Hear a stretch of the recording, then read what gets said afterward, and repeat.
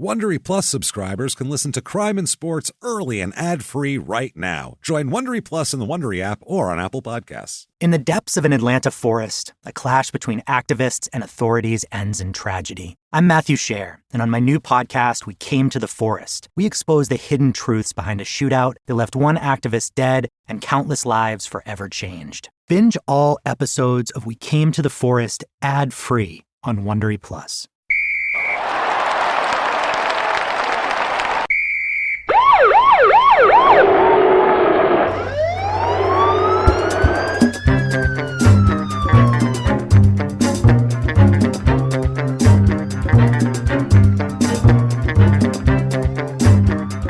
Hello and welcome to Crime and Sports. Yay! Oh, yay indeed, Jimmy. Yay indeed. My name is James Pietragallo. I'm here with my co-host. Hi, I'm Jimmie Whisman. Thank you, folks, so much for joining us again today on a wonderful, wild, crazy, insane edition of Crime and Sports. And this is a heavy hitter episode, as we like to call the kind of more famous, the ones people ask for all the time, the more famous. There's about 25 of them out there, 50 maybe, and this is part of that group here. Right. So this is very exciting. It's a good time. Want to thank everyone this week, first of all, for their reviews on Apple Podcasts. That purple icon, we don't understand why, but for some reason those count a lot. I don't know why, but they help drive you up the charts.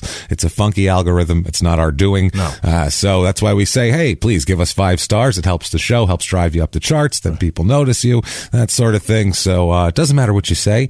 You can say it's very dark in here and I'm scared, so I'm leaving this review so they'll let me out. And we're fine with that. That's okay. We understand. Do that. Check all that out. Please go to shutupandgivememurder.com.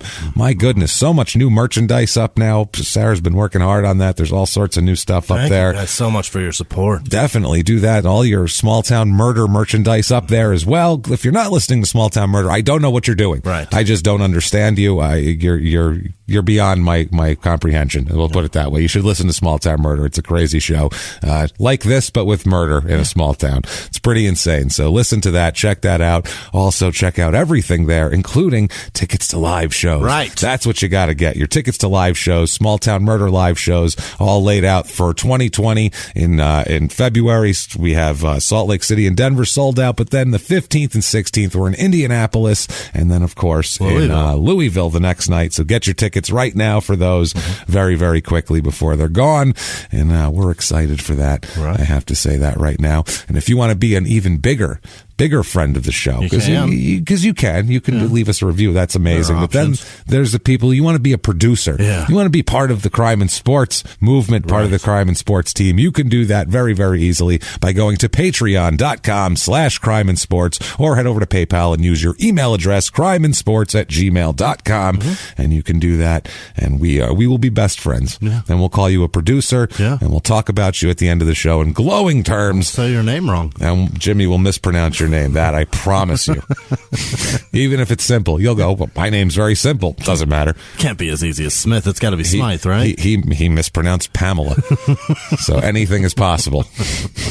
Anything's possible. Sorry, Pamela. We apologize a great deal. Woman. You're a wonderful, very understanding person for understanding that we're idiots and our reading skills are not great. So that said, let's do this because it's a doozy and it's a thick, deep one. Good. Whenever we get famous people, it's so hard because there's so much. If it's someone not famous, it's basically everything I can find is poured into the episode. When it's someone who's famous for decades, it's overwhelming. It's so much and it's a lot to sift through. You get how they can make documentaries about like making a murder and they can make it look one way and then do an entire different, because there's so much, and make it look entirely different because the information's there. And that's what I mean. And if they're famous in the 80s and 90s, say a Jose Canseco or something, you didn't have like TMZ. All you had was just if the LA Times wrote an article about him, that was it. Whereas now, anything anybody does, if they're famous in the 2000s, it's out there a million times over. That's what we got today? Social media is amplifying it. That's what we got today, because we have pretty boy Floyd Money Mayweather. Oh yeah. Shit. That's right. We're going Floyd Mayweather Jr. Right. Of course, Yeah, he's a of course, fucking yeah, junior. yeah. And boy, is he a junior, man. Holy shit in every aspect. Yeah. And we'll tread lightly on his dad, because we're going to do an episode on his dad. Really? Oh, yeah. I was going to include a bunch of that. Much of a dick. I was going to include a bunch of his dad stuff in here, but number one, there's no time, and number two, there's enough for an episode on his dad, and his dad was a good boxer too. So what the hell? Comes from a family of boxers. Okay. And he's one of the few we've had with two nicknames, actually. Really? Yeah, Money. He's pretty boy coming up always, and then later on he loves that Team Money shit. He went with Money after that, and I haven't heard pretty boy mentioned in a long time. I went away real fast. It's kind of weird if you're 41 years old and you're going by pretty boy. Yeah. Anyway, you're is that how old that man is? Yeah, he was born February 24th, 1977. Wow. So, yeah, he's going to be 43 coming up here this year. My Christ, So, I had no idea. Absolutely. And he's Here in been a month. boxing his whole fucking life? His whole goddamn life. Absolutely. We'll get into it right now. He was born, first of all, wasn't born Floyd Mayweather Jr. No. He was born Floyd Joy Sinclair. What? His middle name is Joy, Jimmy. Oh. Just remember that. Remember through this whole thing, when Pretty he's boy Joy. a sullen, annoying, grumpy little shit, that he's full of joy. His middle name is fucking Joy, which is amazing. That's so hilarious. Pretty boy Joy. Sinclair was his first, which is his mother's maiden name. Got His it. mom and his dad weren't exactly, doing well. Okay. We'll put it that way. This is so good. He'll adopt his father's name later on when he comes back into the picture here. So, yeah, it's a mess from day. Changed his name Oh, yeah. to the right way. Well, it's like, I don't want my middle name to be Joy. Right? Money's better than joy. For sure. What's cooler, money or joy, if you're a boxer? Money sure brings me joy. I like that. That brings me joy. And then Sinclair, it just This sounds is so good. like an old man. Yeah. So It's the dinosaur's name. Remember that show? Oh, yeah. That was their last name. Yeah, that's right. They were the Yeah, there you go. Sinclairs. There you go. Can't get older than a fucking dinosaur. He watched that stupid show. He's right there in the wheelhouse of that generation. He is. Oh, well, he is. He's 77. Absolutely. He was a teenager watching that. Well, who knows? I don't think he had a TV when he was a teenager, as we'll talk about here. His mom's father's from Jamaica. Really? So he's got some roots there. His childhood, first you have to know who his family is. His father, his uncle, his father and two of his uncles are both boxers. Both pro boxers, or all three of them are pro boxers, and none of them are like lousy either. Really? Like there's not a guy in here who's like, hey, he's 20, 42, and 6 or something for his career. All of them have winning records. They're all good fighters. His father, his uncle Jeff, who's his father's brother, was 32, 10, and 5 over his career. Jamaican guy. Yeah. Jamaican named Jeff. Well, that's his mother. This is his father's son. Oh, okay. That's Got his it. mother. Got it. His Jeff here, his uncle, retired in 97. Actually, their careers overlapped, him and Floyd. No kidding. Which is interesting. He actually has lost to Oscar De La Hoya. Jeff, and also Jesse James Leija, who was a good fighter too, lost to him. And his uncle Roger was 59 and 13 over his career, which is his uncle has a nickname and everything. His uncle's the Black Mamba. No kidding. He's the original. I mean, that's Take that out, Kobe. pre-Kobe. Oh, way pre-Kobe. Yeah, this is from like 1980. He was That's the Black incredible. Mamba. So they always they're like royalty of that weight class too, because that's Kinda, yeah. That's the class he was fighting. Absolutely. Floyd's fighting in too. And Uncle Roger fought Julio Cesar Chavez and Pernell Whitaker. Yeah. I mean, he's a big challenger in this. How about that? In the welterweight and 147 and 154 in that period, in that weight class. Yeah, they're all big shit. I mean, they fought big fighters. And his father also, as we'll talk about him a little more, his father was a real good fighter. In 1978, Floyd Sr. loses by TKO in 10 rounds to Sugar Ray Leonard. Oh. So this was when Sugar Ray Leonard first came out of the Olympics, and he was hot fucking shit. Yeah. I mean, everybody was Dropping new fathers. Oh, he was a sugar man. Yeah. And so it's at this point, Floyd is not quite 2 years old. Okay? Grace. Right. We're gonna call Grace right now. Grace in a diaper. Grace in a diaper. Yeah, absolutely. Now, normally, if you're brand new to the show here, Grace is usually our point of the peak. Right. It's right where the wave's about to break back. So you fall. It's the peak. That's the peak, and then where it starts to go back downhill. Now, for Floyd, career-wise, it's never gone downhill, as we'll talk about. Yeah, he's still on the mountaintop. So there's no unless he comes back and fights and loses. He's really hasn't lost anything in terms of that. But as far as life goes, Grace, right here, I'm going to say, because it's a rough life otherwise. Here on, it's all humble pie. It's just a lot, man. When he's not quite 2 years old, this happens, all right? It's like 1978, this is. So, okay. This is from a story from Rolling Stone that was told through the family here. And there's a guy, his uncle's name's Tony. Tony Sinclair. Everyone calls him Baboon. Oh, that's his nickname. Good Lord. Baboon. Okay? I'm not calling him that. I personally not me. would say, Tony, let me talk to you for a minute. How you doing, Tony? Hello, Mr. Sinclair. Especially from he's not, I know it's the mother's side, but there's a lot of people that know how to fight around. So, err on the side of keeping your teeth, probably. Err on the side of straight noses. I'm not calling a big black guy Baboon. We'll put it that way. Even if he says, call me Baboon, I'm like, really? Not That's me. like, we know a guy who worked at there's a very small comedy club out here that we used to work all the time. And it's good to work your shit out. And there was a guy who worked the door and kind of just worked around it. It was a black dude. He was from Mississippi. And his name was Cornbread. Right. And you'd say, what's up? I'm James. And he'd be like, Cornbread. How was that? No, I'm full, thanks. And you were like, okay, that's Cornbread. Now, Sarah, when she met him, she's like, I can't call you Cornbread. I just can't. She's like, I'm sorry. I'm not doing it. What's your name? I can't call you Cornbread. And he said his exact words were, my mama called me Cornbread. She's like, okay, well. Good for her. My mama called me Cornbread. That's your Cornbread, I guess, at that point. He was like, no, what are you talking about? Like, I'm not insulted by it. That's what my mother called everybody. If you don't. Yeah, that's what it was. Like, that's what I want to be called. We were like, all right, then, Cornbread. And now Cornbread's dead. Oh, that's right. Cornbread died. That's very sad. I liked Cornbread. God, he was a crazy motherfucker. He was funny. That's probably why. That's probably why, yeah. We don't know. He and the comedy club owner one time got in a huge argument. Is a complete fucking lunatic. A great guy, but a complete unbelievable lunatic. Dude. Got in an argument outside the window that you can clearly see from the showroom while I was on stage one time. There's just these two people screaming at each other. I mean, it's the funniest pantomime of two seriously angry people. And I did play-by-play on it for the whole crowd. I was like, I got to stop for a moment and look over here. Nothing I can do is as interesting as that. I'm sorry. Please avert your attention past that window to see a large, likely on drugs white man yelling at a black man named Cornbread. Also likely on drugs. So it's the two of them. I know for a fact that's probably what they were arguing over, as a matter of fact. I will now attempt to narrate whatever is happening. It was because you could set yourself on fire. I don't care who you are. I don't care if you're Bill Burr. I don't care if George Carlin comes back from the dead. If there's two men about to be in a fist fight, that's taking precedence to whatever you're saying. It doesn't matter. It's fucking hilarious. And especially in that way where you can just see these big gestures. So Cornbread is arguing with a man who has many fist fights under his record. Yeah. All losses. Well, most of them are involuntary. That's true. Most of them are like, what'd you say? I don't know what ow, fuck. What did I say? I didn't say anything. And they're all losses. Every one of them. He never means to. That's why he's a nice guy. So, Baboon, Floyd's mother, Deborah, this is her brother, Baboon, okay? Now, Baboon is in, we'll call it business with Floyd Sr., who is a drug dealer. Yeah. Floyd Sr.'s a drug dealer, and so this is Baboon and him work together a little bit. Where at? Apparently, this is in Grand Rapids, Michigan. He's born in Grand Rapids. I should have said that.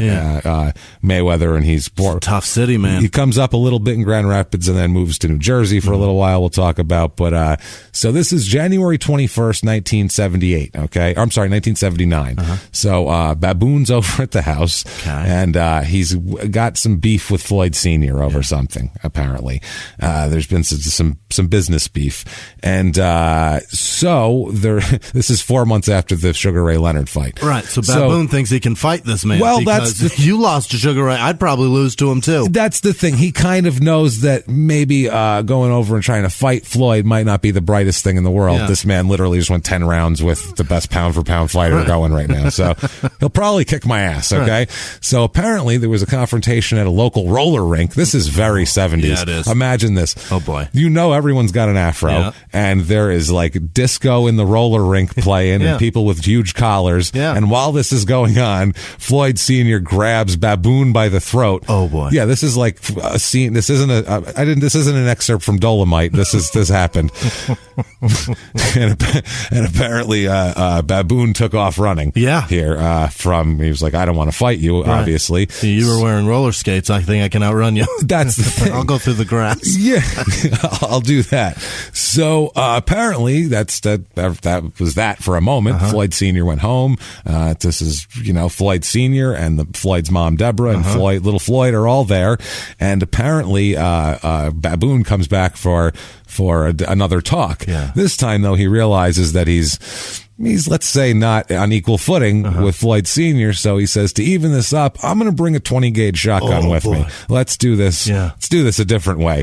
So he comes over and he comes over with the shotgun, and apparently Mayweather Sr., this is what everybody said. He said, quote, apparently Floyd Jr. latched on to Floyd Sr. He was scared, I'm sure. And Floyd Sr. said, quote, if you're going to kill me, you're going to kill the baby too.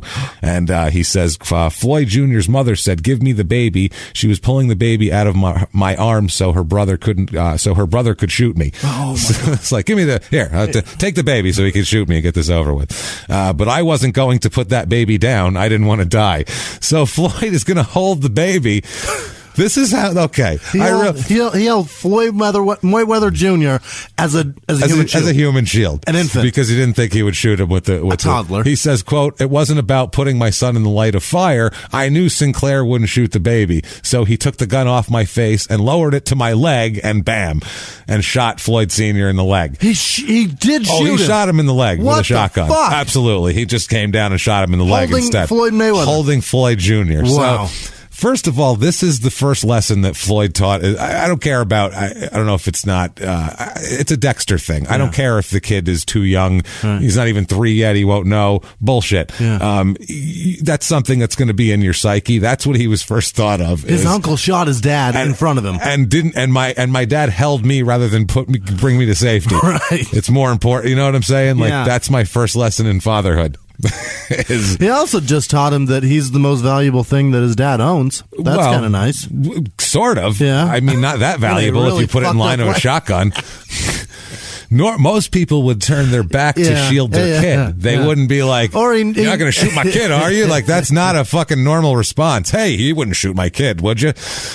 He's so confident he's not going to take out the child. How confident are you? Pretty wild. I mean, that's the other thing. Good Lord. So it shot him in the calf, really messed up Floyd Sr.'s calf. He ends up he keeps boxing, but he's never the same guy. Sure. When his legs are just not as quick, and his legs aren't the same anymore. Relying on one good one now. That's the thing here, and he kind of turns into he's a good record, but he turns into kind of a schlub here.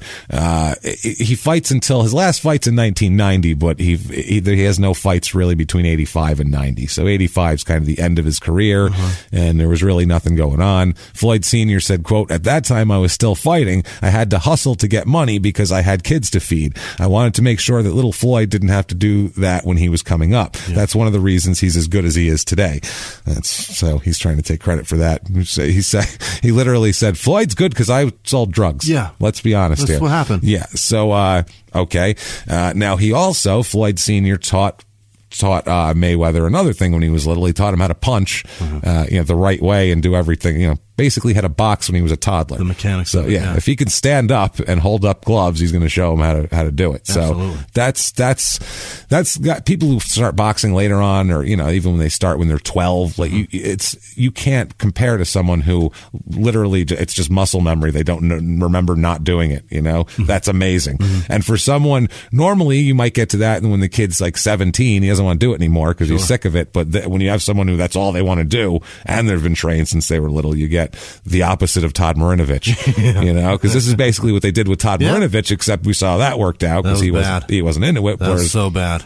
Floyd wants to fight. So you end up with a guy who ends up with, $500 million later on in life. So awesome. It's crazy here. So Floyd Sr. retires in 1990. He ends up being 28-6-1 for his career, which is a fucking good record, man. That's not bad at all. Yeah. He won, 4 times as many as he lost. That's pretty good to me. So, now during the 80s, Mayweather moves to Brunswick, New Jersey, which is not a good area at all. Very, it's not even, it's rough. It's very lateral in terms of from Grand Rapids, Michigan. That shit ain't even lateral. No? No, this is fucking, Grand Rapids is rough it's too. Tough stuff. But I'm just saying 80s in this area, this is holy shit. Crack epidemic and all that this shit. is open war on the fucking streets, man. This is crazy time. And what, Brunswick? That's in right Jersey. Next to Newark. Oh yeah, it's right there. Yeah. Have you seen the Jesus Christ, that documentary? No. The 7-5, the one, I have not. The crooked cop who got put. It's all about like New York crooked cops in the 80s, and it's insane. It was just people walking around machine gunning each other and shit. It was like the fucking 20s in the 80s in New York. What the fuck? The crack epidemic in the 80s was like prohibition in the 20s. Like it had the same effect. It mix a crack crazy. Epidemic with the mob, and you've got that. Oh man, dude, the news in the 80s growing up was awesome as a kid. It was just wall to wall an hour of horror and death and shootings and bodies and fires, and it was like, holy shit, that's entertainment. Wow, this man, gets ratings. Yeah, like, my mom moved out here, and I remember coming out here and seeing the news, and they're like, hey, we're gonna go for a brownie recipe in the next segment. I'm like, where's all the death? I get it, people are dying, but I want body count. Teach What's you how to going make on? A prickly pear margarita this afternoon. What's up with the body count? There's nobody like on the loose. Should be looking for anybody? Should be on the lookout for an escaped something? Somebody's got to be here. The news here is just teaching you recipe with local cactus flowery. Yeah, and then in between that is a child drowning. And then, but don't worry, back to that. We've got a new. Put your gate up. Remember to lock your pool gate. Right. Now back to paddle cactus apple fritters. Let's go to kids on the first day of school. Aren't they cute? Aren't they adorable in their new clothes? These ones didn't drown. All right. None of these kids drowned. They're here today. These parents locked their gate. That's right. Responsible parents. So Jesus Christ. Floyd's in New Brunswick. Floyd's in New Brunswick here in Jersey, and he is his mom's relatives are from there. He says, quote, when I was about 8 or 9, I lived in New Jersey with my mother, and we were 7 deep in one bedroom, and sometimes we didn't have electricity. When people see what I have now, they have no idea where I came from and how I didn't have anything growing up.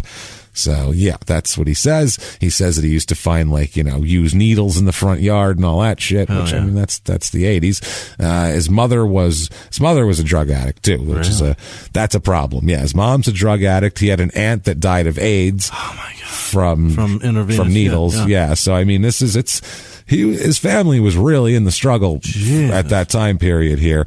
He said, quote, people don't know the hell I've been through. There were 7 of us sleeping in a 1-bedroom apartment. Let me tell you how it was. At Christmas, we never had a Christmas. My mother would go out and steal presents for me. She tried, but it was hard, and that's why I look after her now. Oh. So, yeah, you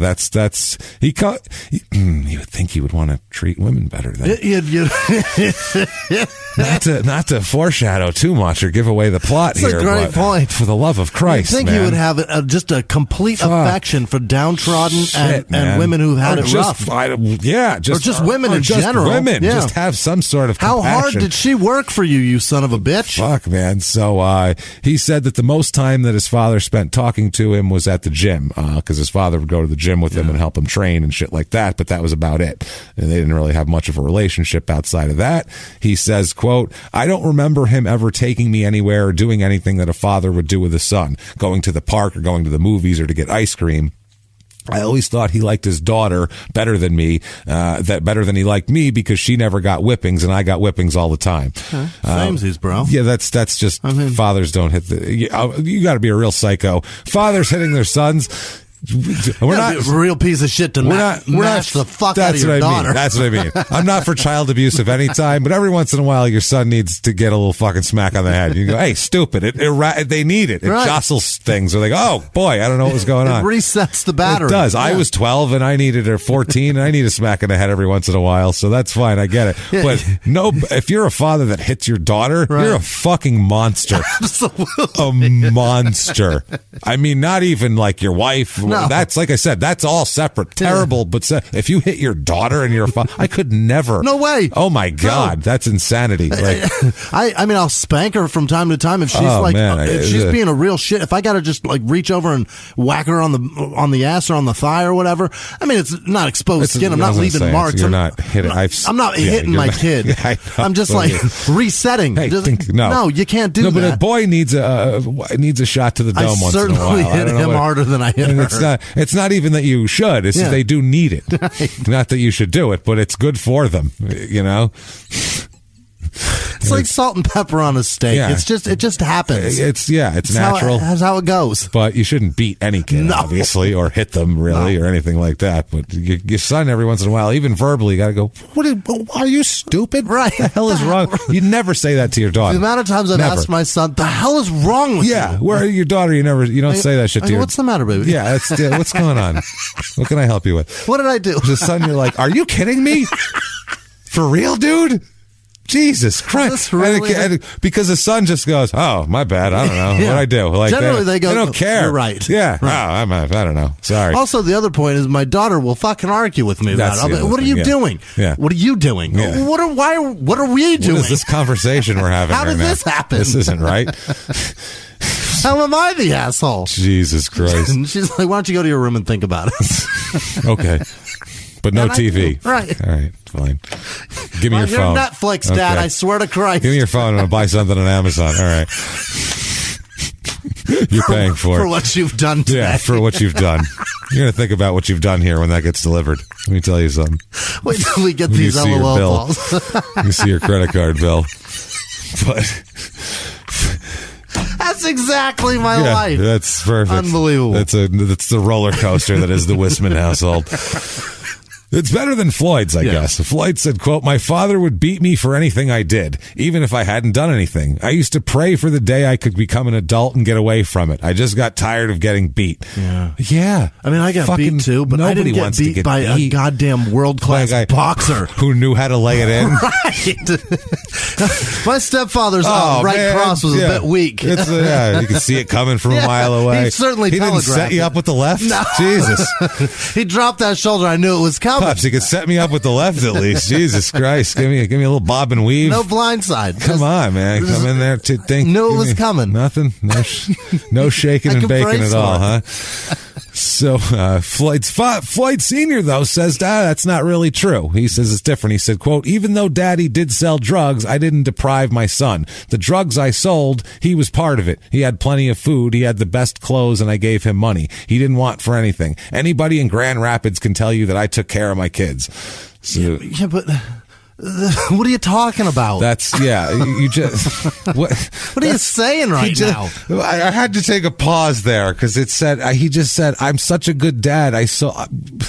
Richard Kuklinski was a great dad, too. Yeah. What the fuck are you talking about? The problem is you're doing things that will get you taken away from your kids. Right. That's the problem there. Otherwise, you're doing great. Yeah. Fuck yeah, go out and sell drugs. But they certainly know how they got a Nintendo. I mean, if selling drugs was fine and you weren't going to get arrested for it or shot on the street, then great. Right. Fucking go out, great. That's your job, wonderful. But unfortunately, it's a risky job. Yeah. It's not exactly, there's no 401k. The insurance is terrible. The plans are not good. I'm sure an HMO. The people that you are serving know where you live, and that's where your goddamn children are at. They know who you are, too, because you're a boxer. You fought Sugar Ray Leonard, and you're from there. It's hard to get away from everybody. Yeah, but he's proud of it. That's what I mean. He wants a trophy, James. I don't know. He did say, though, he did his hustling at night, but he spent his days at the gym telling Floyd and training Floyd. He said, quote, if it wasn't for me, he wouldn't be where he is today. He always says that shit. Now, a guy who ran the gym originally here, he says that young Floyd, he said he would remember him standing on an apple box at age 10 because he couldn't reach the speed bag. Floyd, when he grows up, is 5'7", so he's not a big dude. Not a big dude. Yeah. When he's 10, he's very very little, and those speed bags are obviously put up there for adults. Right. So he'd have to stand up there on the apple box, and they said that the box would shift a lot, and he was good at keeping balance, and it was That's brilliant. almost like a good practice for him, but unintentional, but it turned out to be good for balance and being able to shift your weight back and forth and shit like that. Now, at age 11 is when he officially took Mayweather as his name and changed it. Took him 11 years. Took him, who knows? Paperwork, Jimmy. It's a lot of paperwork. Red tape and shit. Yeah, I mean, Michigan. So you can't trade cocaine for your paperwork, so I don't think it's, his dad wasn't able to do that. It'll take 6 to 8 weeks. What about this shiny crack rock? What about this? And where's my mom? Shit, I don't know. Fuck, I can't find her. So, he was now, Floyd Jr. now and everything like that. And he said that almost for him, it was an attempt to kind of get closer to his dad because he wanted his dad to like him and shit like that. Maybe this will make the beating stop. Exactly. He'll love me. And he says too, all he did was boxing as a kid. That's it. That's all he did. Yeah. Morning to night, every chance he could. He says, quote, "My life was kind of like Michael Jackson's, which kind of makes a lot of sense, or similar in some ways. Every day as a kid, I went to the boxing gym. I knew boxing before I knew anything else." Yeah. So that's, he didn't even know what he was doing, but he was just going to the gym every day as a small child. Awesome. But I mean, it works out if that's what you're into, but it's not good for you mentally. And that's probably true. But his combinations are his I'll be there. That's the thing. Really good. That's the thing we have to discuss here about Floyd Mayweather. We're going to talk a lot of shit about Floyd Mayweather, but we can't take anything away, and deservedly so. Right. You can't take anything away from how good he is at what he does. He's best ever. Forget today. He's the best technical boxer of all time. Right. There's nobody better than the science of boxing is to hit and not get hit. Right. That's like an Olympic style, or the science is hit as much as you can and not get hit. Mm-hmm. And he never gets hit, and he hits when he feels like it. So it's just, he's the best at that. He's not a matter of he's not a force. Right. He's not like Mike Tyson, who you would say, he was actually a decent technical boxer, but he's not, he's not a Mike Tyson who would be aggressive and come in there and tear your head off. Kind of greatest of all time. Where you only need 2-3 punches that matter. That kind of greatest of all time, where you're like, Jesus Christ, I've never seen anybody physically dominate another human being like that. Not even the same size as him. That's bigger than him. Right. It's fucking not even smaller. It's not like he's going in 2 weight classes down, just ripping people. He's knocking bigger guys off their feet with punches to the arm. Bigger guys with longer reach and thumping them and style, and they're punching down. Historically, matter. Just punching down is much easier than punching up. He ducks, comes in, and throws an uppercut on you. But Floyd is just perfect in terms of defense, in terms of footwork.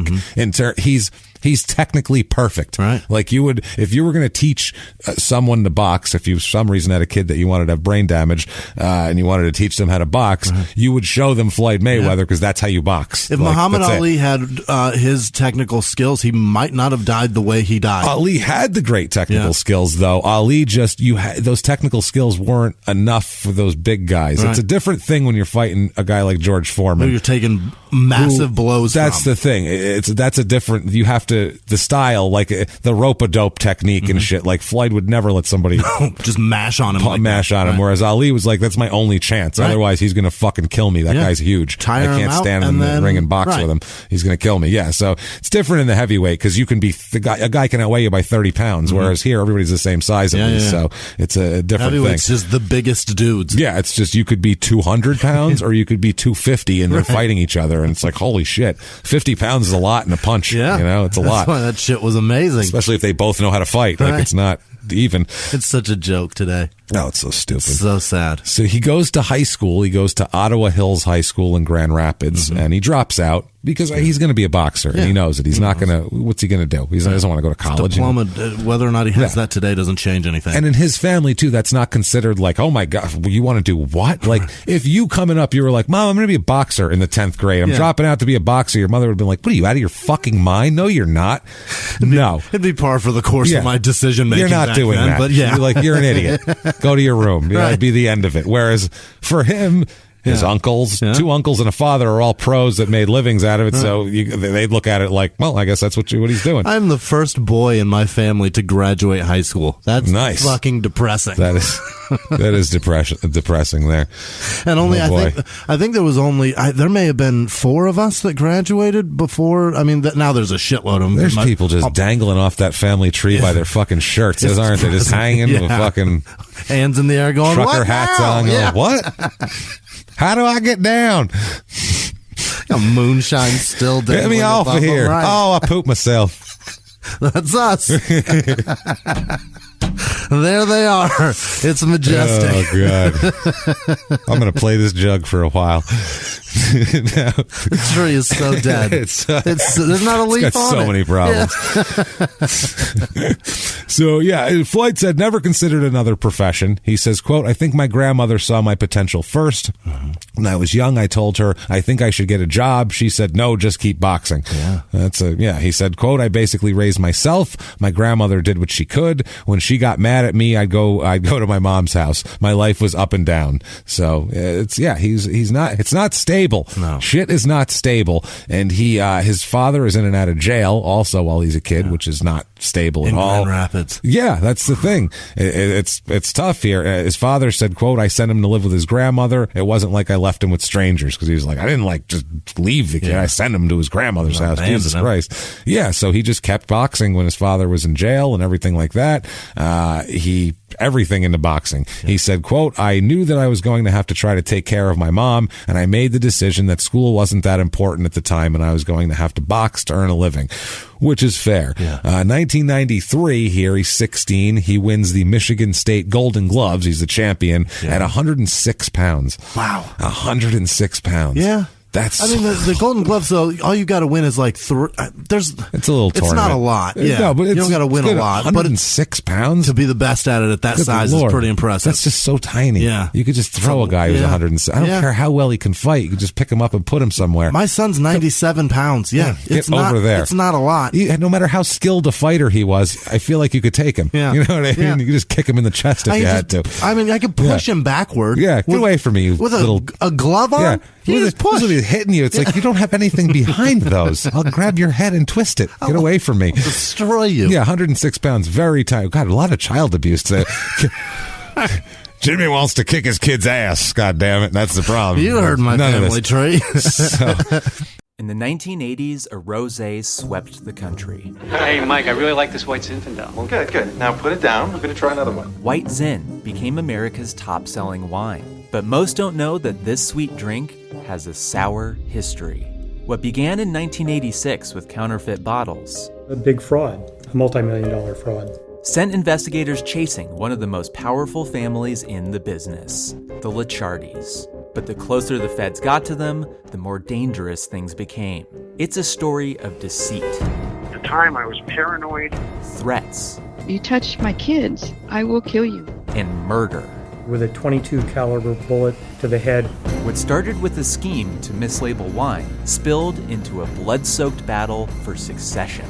Welcome to Bloodvines. You can binge listen to Bloodvines exclusively and ad-free on Wondery Plus. Join Wondery Plus in the Wondery app, Apple Podcasts, or Spotify. Behind the closed doors of government offices and military compounds, there are hidden stories and buried secrets from the darkest corners of history. From covert experiments pushing the boundaries of science to operations so secretive they were barely whispered about. Each week, on Redacted, Declassified Mysteries, we pull back the curtain on these hidden histories. 100% true and verifiable stories that expose the shadowy underbelly of power. Consider Operation Paperclip, where former Nazi scientists were brought to America after World War II, not as prisoners, but as assets to advance U.S. intelligence during the Cold War. These aren't just old conspiracy theories. They're thoroughly investigated accounts that reveal the uncomfortable truths still shaping our world today. The stories are real. The secrets are shocking. Follow Redacted, Declassified Mysteries on the Wondery app or wherever you get your podcasts. You can listen to Redacted early and ad-free right now on Wondery Plus. He becomes the national Golden Gloves champion in 93 as well. That's so impressive. The whole country is the best 106-pound amateur fighter in the goddamn country at that point. 1994, Michigan State Golden Gloves champion at 112 pounds. National Golden Gloves champion at 112 pounds that year as well. Also the Outstanding Boxer Award out of the whole tournament of any weight class. I'm impressed, and I didn't even see it. Oh, dude is badass, man. 1995, he's a national champion again, amateur at 125 pounds. He's the United States National Amateur Featherweight champion in 1995 at 125 pounds, and he competes at the World Amateur Boxing Championships. He wins the Michigan Golden Gloves and the National Golden Gloves in 96 at 125 pounds. So every year he goes up in weight. And he's doing great. Beats the shit out of everybody. And then in 96, he's going out for the Olympic team here in Atlanta. That's the Atlanta Olympics. If we remember, that is, there's a movie out about it right now. It's the Richard Jewell thing and the bombing and all that type of shit there. That's terrible. It was a weird Olympics. So at 19, he's going to the Olympics. He's going to go to the Olympics. This Olympics, by the way, had a mascot that was the stupidest mascot I've ever seen. Its name is Izzy. And Atlanta picked a mascot? I'll show it to you, Jimmy. Oh, my God. What is that? It has like lightning bolt eyebrows. It's got rings around its penis tail. Yeah. It's got a penis tail. Look up Izzy, the Olympic mascot. It's got a torch with different colored shit. And the torch turns into stars for whatever reason. It looks stoned because its eyes are sort of crossed and droopy, and it has stars in its actual eyes there. Does it? It does. Those are stars. And one eyelid is green and one eyelid is blue. It's a fucking disaster. This thing. Who did that? I don't know. It looks like a Stone cereal character, like a Stone cereal mascot. It looks like they went to a school Olympics. and were like, draw us an Olympic. Yeah. I'll bet you that was a contest. It's the best mascot in the whole fourth grade. Yeah. That is somebody. The best mascot. And it's racist with its lightning bolt eyebrows. That's horrible. It's got some SS eyebrows as well. So let's do a nod to Nazi Germany. Oh, they're on his shoes too. Are they really? He's got one on each shoe. Holy shit. He's got some red Nazi clown shoes. Yeah. Which is perfect. Some red Doc Martens. Same thing. Yeah, that's great. Nice job. And like I said, 3 rings on his penis tail. So things are going very well. You can't even tell what species it's supposed to be. It's got the eyes of a frog, but it's got a tail. It's got a tail. We're going to throw some boots on this. That'll make it super athletic. Beautiful, right? This screams sports. Look, I don't see any sports at it. A drunk fucking. It looks like a drunken comma. Goose stepping to the Olympics. A drunk comma goose stepping his SS ass to the Olympics. With a rainbow pride torch. For whatever reason. I don't know. Welcome to Atlanta. Welcome to Atlanta, everybody. They should have just drawn a picture of Jermaine Dupree. Yeah, that would have been better. Much more Atlanta. 96 people wouldn't have understood. Just Dominique Wilkins. Some Stacey Ogman is there more. There's a portrait of Dominique Wilkins there. Hank Aaron. There you go. He's Mr. Atlanta, Hank Aaron. Just have Hank Aaron there, like his thumbs up smiling. That's beautiful. Everybody will get it. Hey, it's Hank. Everyone loves Hank Aaron. Who doesn't love Hank Aaron? Even anybody that goes, who is that? It's Hank Aaron. Yeah. This, you go, who is that? Fuck, we don't know. I don't know. Nobody has any fucking idea. It's a drunk comma, it looks like. Nobody explained it to us. They just put it on shit. Jesus. So the featherweight Olympic qualification here, he actually lost a match in there to Augie Sanchez, who'll be a famous fighter later on. Then he ends up beating Augie Sanchez later on in a box-off here, and he ends up going to the Olympics as a featherweight. There in this first fight, he beats Bakhtiar Telegavnov. Do you want me to guess? It's Russia, right? Kazakhstan. Okay, yeah. close. So this is literally Borat. Yeah. I fight Floyd Mayweather now. There is Pussy Magnet. Floyd, will you beat my wife? Sorry.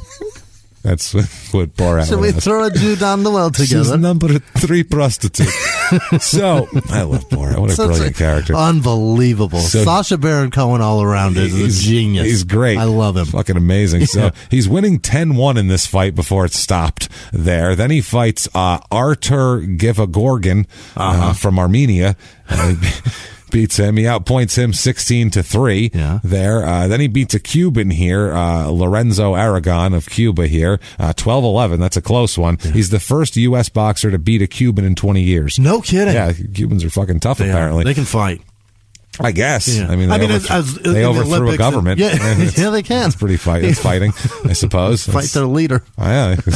Shit. So the last time, that was 1976 was the last time, was when Sugar Ray Leonard was a gold medalist and shit back then. Kidding. So yeah, he ends up finally here in the next bout, he fights Serafram Todorov of Bulgaria. Yeah. Okay. We all know him, obviously. He's very famous. It's big. I mean, I know most of your kids are wearing a Serafim Todorov shirt right now. They all have the posters. Yeah. We get it. Yeah, the backpack and the lunchbox. We know about it. He ends up losing a decision here, Mayweather does. Apparently, it's a very controversial decision. Really? Reminds everybody of Roy Jones losing a decision that he shouldn't have lost in 88, and where the referee also mistakenly raises Mayweather's hand because he thought he won, right? Because it's obvious that he won, and they announce for the other guy. So as they're announcing, he's raising Mayweather's hand, and they're announcing the other guy. What? So it was pretty obvious that it was a shit decision. Yeah. It was really bad, so they filed a protest to the U.S. claiming the judges were intimidated by Bulgaria's head of boxing, Emil Jetchev,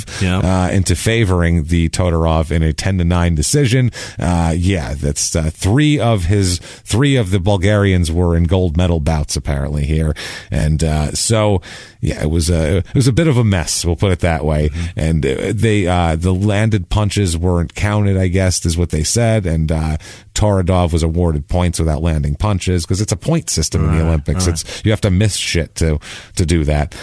So Mayweather afterwards, he doesn't mind. He's cool about it. Yeah. He says, quote, "Everybody knows Floyd Mayweather is a gold medal winner at 57 kilograms. In America, it's known as 125 pounds. You and I know I wasn't getting hit. They say he's the world champion. Now you all know who the real world champion is." As long as you've explained it to us. It's all good. Yeah. And I'm Floyd Mayweather. I really won. I'm Floyd Mayweather. I approve this message. Did I mention that I'm Floyd Mayweather? Because that's a thing. Now, Floyd turns pro right after that, 96. Got to make money, obviously. This is his job now. Roger, his uncle, ends up kind of stopping boxing here, kind of petering out his career to focus on Floyd's career. His career is over anyway, Roger, but he was a journeyman at that point. But he dives in to train Floyd. Floyd's father not involved at all in this shit. They'll be on and off feuding for years. Really? Oh, absolutely. Is he in jail at this point, or is he out and knows? It's on and off. I think right now he's in jail. Okay. October 11th, 1996, at Texas Station Casino in Vegas. Floyd wouldn't set that place on fire right now. he wouldn't piss a fucking fire out at that joint. But there he was boxing there. Hilarious. He fights Robert Apodaca, who's also his debut. And this guy ends up with a 1-5 career record. So diverging paths there, career paths. Second round TKO, 1-0. We'll breeze through fights because you can at least say he fought Floyd at one point in his life. I thought Floyd, that was my first fight, was Floyd Mayweather. Look at that. Oh, way to break you in. How'd you do after that? Did you hear what I said? I had a win. Right. I did have one win. I fought Floyd. That's what happened. November 30th, 1996, at the Tingley Coliseum in Albuquerque. That sounds wonderful. He fights Reggie the Assassin Sanders. He's 1-1 coming in. You can't have a nickname like the Assassin if your career record is 12-47-4. No. You're not the Assassin. The only person you're killing is yourself. Yeah, you should be the Assassinated. Reggie the Assassinated Sanders. Fighting at the Tingley Resort. That's named after the feeling you get in your loins after you sleep with a hooker there. Yeah, exactly. And get punched in the face a whole bunch for losing your fight. This is a unanimous decision. The Assassin takes him the 4-round distance, 2-0 for Floyd. January 18th, he fights like every month. Thomas and Mack Center in Vegas, he fights Jerry Cooper, who's a 16-16-1 fighter. Yeah. He's a white guy with a mullet. Wow. So how do you think Floyd's going to do against a white guy with a mullet named Jerry? Hi, Jerry. I'm going to pummel you now. It's literally my family. Yeah, first round TKO. Yeah. They stopped it. They were like, Jesus Christ. You see the mullet on this guy? Take it easy. He clearly didn't graduate high school. For fuck's sake. They yelled at him like an uncle that's dunking on his nephew. They're like, would you be nice? He's learning the game, for Christ's sake. You're going to discourage him. Be nice to the kid. Take it easy, Floyd. So 3-0 for him. February 1st, 97, Swiss Hall Park in Chula Vista, California versus Edgar Ayala, this is his pro debut. He's got an 0-4 career in the end, so doesn't work out. 4-0 for Floyd here after a TKO. March 12th, 97, Stadium Arena, Grand Rapids versus Kino Rodriguez. Back home. Kino, back in Grand Rapids here. Kino's a 10-14-2 career fighter, and first round TKO, 5-0. Back at the Thomas and Mack Center in April of 97 versus Bobby Gephardt. Okay. Guess what? Yeah. White guy, mullet, not good. 19-8 coming in, 19-9 career because this is his last fight. TKO round 1. He says, I think I've had enough. I got rocked by Floyd. What round? Round 1. Oh, my word. Stopped in round 1. Waved it off. 6-0 for Floyd. That guy's clearly the one. I should not do this ever again. No, I shouldn't even be in a ring with that guy, and he's the best. So what am I? This is only his 6th fight, so I should stop. May 9th, 1997, at the Orleans Hotel in Vegas, another place he would never go. So versus Tony Duran, who's a 13-26-2 fighter. Now, during his fight, they're remarking on ESPN what a great fighter he is. One of the commentators says, quote, Emmanuel Stewart was quoted as saying there have been very few who have been more talented than this kid. He will probably win 2 or 3 world championships. I think he will go on to be the best ever.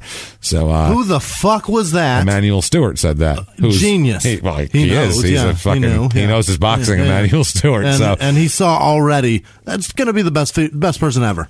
He knew. Yeah, he knew it right away. He's unbelievable. It's not too shabby here. And then the commentator here said, I thought that Floyd Mayweather was the outstanding pro prospect in the entire Olympic Games. So they're just gushing over him as he gets a first round knockout over Tony Duran, bringing him to 7-0. Fights at the Alamo Dome in June of 97 versus Larry O'Shields. I'll give you a hint what Larry O'Shields looks like. Insanely white. One guess what Larry O'Shields looks like.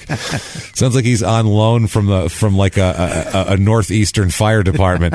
Larry, you need off tomorrow? I'll get you covered. You work a double on Thursday, though, right? All right, work a double because we got to cover these shifts, pal. We're light-handed around here. Shit's burning up all the time because you're gone fighting. You're gone out there getting your ass kicked all over the country. Black guys are beating the shit out of you all the time. What are you doing? For what? For what, Larry? It ain't gonna last. So no, Larry O'Shields is a 17-12-3 fighter. This is a unanimous decision win for Floyd, 8-0. July 12th, 97, the Grand Casino in Biloxi. That does not sound grand. He fights Jesus Chavez, who's 1-13-1 coming in. Doesn't end well here. That's a TKO, 9-0 for Floyd. September 6th, 97, at the County Coliseum in El Paso. Yikes. The county. Whoa, anything that's got county in the name is not going to host Floyd today. This is where we have the rodeos during the fair. That's what that is. This is where we have. And Floyd, during bad weather, we let black guys beat the shit out of mullet-clad whiteys. We put a tarp down, see? And actually, it's we're gonna have one of the Mexicans come on in here. He's gonna beat up a Mexican, so we're gonna see how that works. So Louis Leja, 18-3 coming in, but we think the black guy's gonna beat the hell out of him. Probably. We're gonna put a tarp down, stick a ring on top of that, and let y'all have at it. Put a tarp down on the horse shit. Lay down a tarp and have at it, fellas. There you go. So Louis Leja, he fights, knocks him out in the second round. Watch your ankles, it's soft. Watch your ankles, it's soft. Floyd's just like an apple box, baby. Second round TKO of Louis. Louis had no idea it was hitting him. 10-0 for Floyd here. October 14th, 97 in Boise, Idaho. He's getting around. Yeah. He fights Felipe Flash Garcia. No. He's 14-19 coming in. That's not a flash. His career is over in a flash, and so is this fight.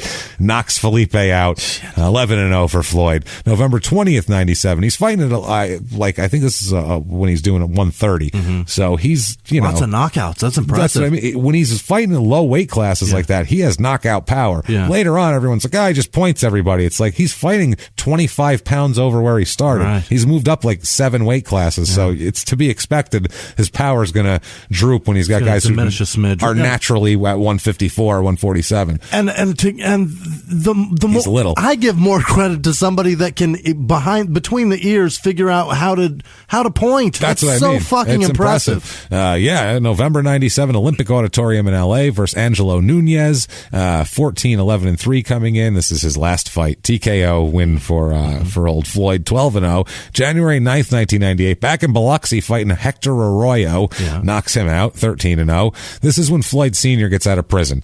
At this time here. Now, gets out of jail. No. Prison. He's been in for years. Oh, yeah, God. He's been in for drugs. Hardened criminal. Oh, yeah. Oh, no. Floyd will have an episode. Oh, my God. That we'll hear more about Baboon and the whole father. thing. He's many times over. So, Roger, his uncle, like I said, was training him, and then Floyd Sr.'s released from prison, and Floyd steps in, Sr., as the trainer here for a little while. Yeah. So, it's going to be volatile, as you might imagine, but it's all roses at first, boy. I mean, it is nothing but fluff pieces around. Mayweather's so happy his dad's here. He says, quote, "It really feels good. It really feels good. My dad was my first trainer. He taught me everything, and having him back has given me a lot more confidence. I'm doing a lot of things I used to do with my dad when I was younger. I've got a lot more defense, and I'm going to use my jab a lot more." So, yeah, he's talking about that. He then says, "I'm the best fighter in the world. That's what I know. I've got the total package, the defense and the movement. I can box inside. I can box outside. I will look impressive when I win." That's what he says. So, can you imagine having that much confidence about fucking anything? I am so impressed. Yeah.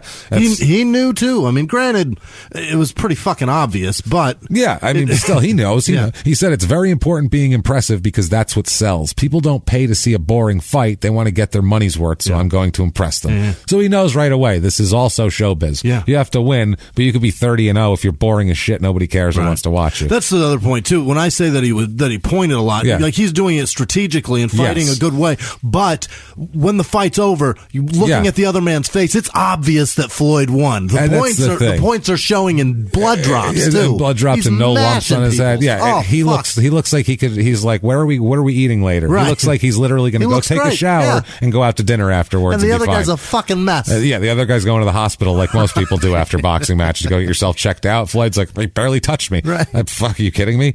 I think I got a welt on my shoulder, but I think I'll be okay. He's been punched 7 times in 50 fights. It's ridiculous here. So February 28th, 98, he's in Bally's in Atlantic City fighting Sizzlin' Sam Gerard. Yeah. Who's 17-7 career, knocks out Sizzlin' Sam in 14-0. Then he's at the Foxwoods here, March 23rd, 98, fighting Miguel Mello. He's this is his last fight, 8-1 coming in, and decides to hang him up after this. Third round TKO. Floyd will discourage you from boxing further. I feel like some of these guys, he's so much better than them that it'd be like, literally, it would be like, Jesus Christ, I didn't. What am I doing? They finish the fight and they're like, they always tell you that one day you're going to run into the guy that's better than you. I didn't think he was going to be that much better than me. I'm never going to get to there. So why bother? That's the champ. Not even the champ yet, but he will be. Yeah. I'm never going to beat him. So fuck it. It's like Carlin going out on stage and then you have to follow that. Enjoy. Why am I doing that? For what? So April 18th, 98, Olympic Auditorium, he fights Gustavo Fabian Coelho, who's 23-21 career, unanimous decision for Floyd, 16-0. June 14th, 98, the Trump Taj Mahal, in AC, the defunct Taj Mahal, it should be called because it's defunct. It's out of fucking business. It's a piece what of shit. year is this? This is 98. In 98, I don't think I had heard of him yet. Are you kidding me? I'm pretty sure Floyd I had. Mayweather? Yeah. Oh, I thought you meant Trump. I was no. Jesus Christ. No, I'm pretty sure I saw him but not, much longer ago. Yeah, no. But I don't think Floyd, he wasn't. He was on like ESPN. Yeah. Unless you were a boxing fan, like into boxing. You had to be up its ass. Then you'd know. But otherwise, nobody knew him. Casual ass fighter. And he's fighting at the Taj Mahal. This is where you fight. Yeah. These are the big fights. This is when he starts being on undercards of bigger fighters here. He fights Tony Pep right here, who's a 42-10 career fighter. So he's no pushover, and it's a unanimous decision win, so it takes him the distance, 17-0. October 3rd, 98, Las Vegas Hilton. This is a bigger fight. This is for the WBC super featherweight title. It's his first title match. He fights Gennaro Hernandez. Chicanito is his name, his nickname. I guess it goes to chicken? The chicken man? I assume. I don't know. I don't speak Spanish, but the little chicken, maybe? I don't know. Floyd is 21-0 21 at this point. 22, and he's 21. Staying in he's at the Hilton in Vegas, and at that point, great. It's a beautiful place. Oh, it's doing great. I couldn't stay at the Hilton Garden Inn in Vegas. No. He's crushing it. Well, if maybe already. 4 or 5 other people came with you, we'll all share the room. Pull the sofa. Yeah, we'll pull it together. Somebody who's sleeping in the tub. I always get the tub. Chip in. I'm always small. In the tub. I'm this Jimmie fits. Jimmie fits. I don't care if he chipped in 20. He fits. He's going in the tub. Jimmie, get in the tub. So, Jesus Christ. Fred puked in there. You're fine. Rinse it out. Rinse it out. Then it's wet. Who cares? It's hot outside. We're only going to be in here for a little bit. So Chicanito here is 38-1-1 coming in, and this is his last fight. He ends a 38-1 fighter's career here. The fight stopped after the 8th round, and he goes to 18-0. Floyd does. The guy fought 48 fights. 39. So 38-1. Got it. 38-1. Got it. Actually 38-1-1 he was coming in December 19th, 98. These are every month. These just stack every month. Like there's a plan. Clearly we're going to fight monthly because he never gets hit. Doesn't matter. Doesn't matter at all. December 19th, 1998 at the Mikosuke Indian Gaming Resort in Miami. What? Miami. I would have guessed Oklahoma. That's what I thought at first. I was writing Pawnee, Oklahoma. And I'm like, no, that's not right. Miami, Florida. He fights Angel Manfredi. Remember Angel Manfredi? El Diablo. That's a great nickname for a boxer. He's 25-2 coming in. He'll end up being 43-8-1, and he's a tough son of a bitch. Manfredi was. This is a second-round TKO for Floyd, though. He handles him with ease. Right now. He takes chances, Manfredi, and Floyd's the type of guy who stands there and just waits for you to take chances. Bad choice. And he'll just tee off on you, especially when he's fighting guys his weight. He would be a little more anxious to open up on you a little bit, whereas now he's happy to get his 3 shots and dance off on you. That's fine. You're not hitting him. So 1998, he is Ring Magazine's Fighter of the Year. Yeah. So not too shabby for old Floyd. Awesome. February 17th, 1999 in Grand Rapids, he fights Carlos El Toro de Santa Fe. Okay. The bull from Santa Fe. Bull of Santa Fe. Oh, boy. But, he's not from New Mexico, by the way. I looked it up. So he must live there at the time. Maybe he was boxing out of there. I'm not sure. Is there Santa Fe, Mexico? Old Mexico? Not that I know of. Old Santa Fe. Very old Santa Fe. Excessively old. 42 and he's a 44-2 fighter though, so he's a good fighter. Yeah, he's going to end up being 53-11 in his career. Floyd wins by decision, 20-0. May 8th, 1999. This is actually his Uncle Roger's last pro boxing match. Yeah, not as a trainer, as a fighter. Okay. So this is so now Roger's done. Before that, he's been kind of boxing and training Floyd at the same time. May 22nd, 1999. Mandalay Bay. Now we're getting into more big events. Yep. Once now he's got a belt. Once you hit 20 wins, that's when when you can sell a guy as something. He fights Justin the Destroyer Juco. It's a 33-2 fighter coming in. This is a 9th round knockout, 21-0 there. September 11th, 1999 at Mandalay Bay again. He fights Carlos El Topo Genera. Yeah. It's 34-2, and this fight stopped after 7. So now he's 22-0. Now his uncle at this point, Jeff Mayweather, says, quote, he does have the destiny to become great. One day he's going to be great. 20 years from now, people will be talking about him. He's going to be a legend. And he's actually fucking right, because that was in 2000.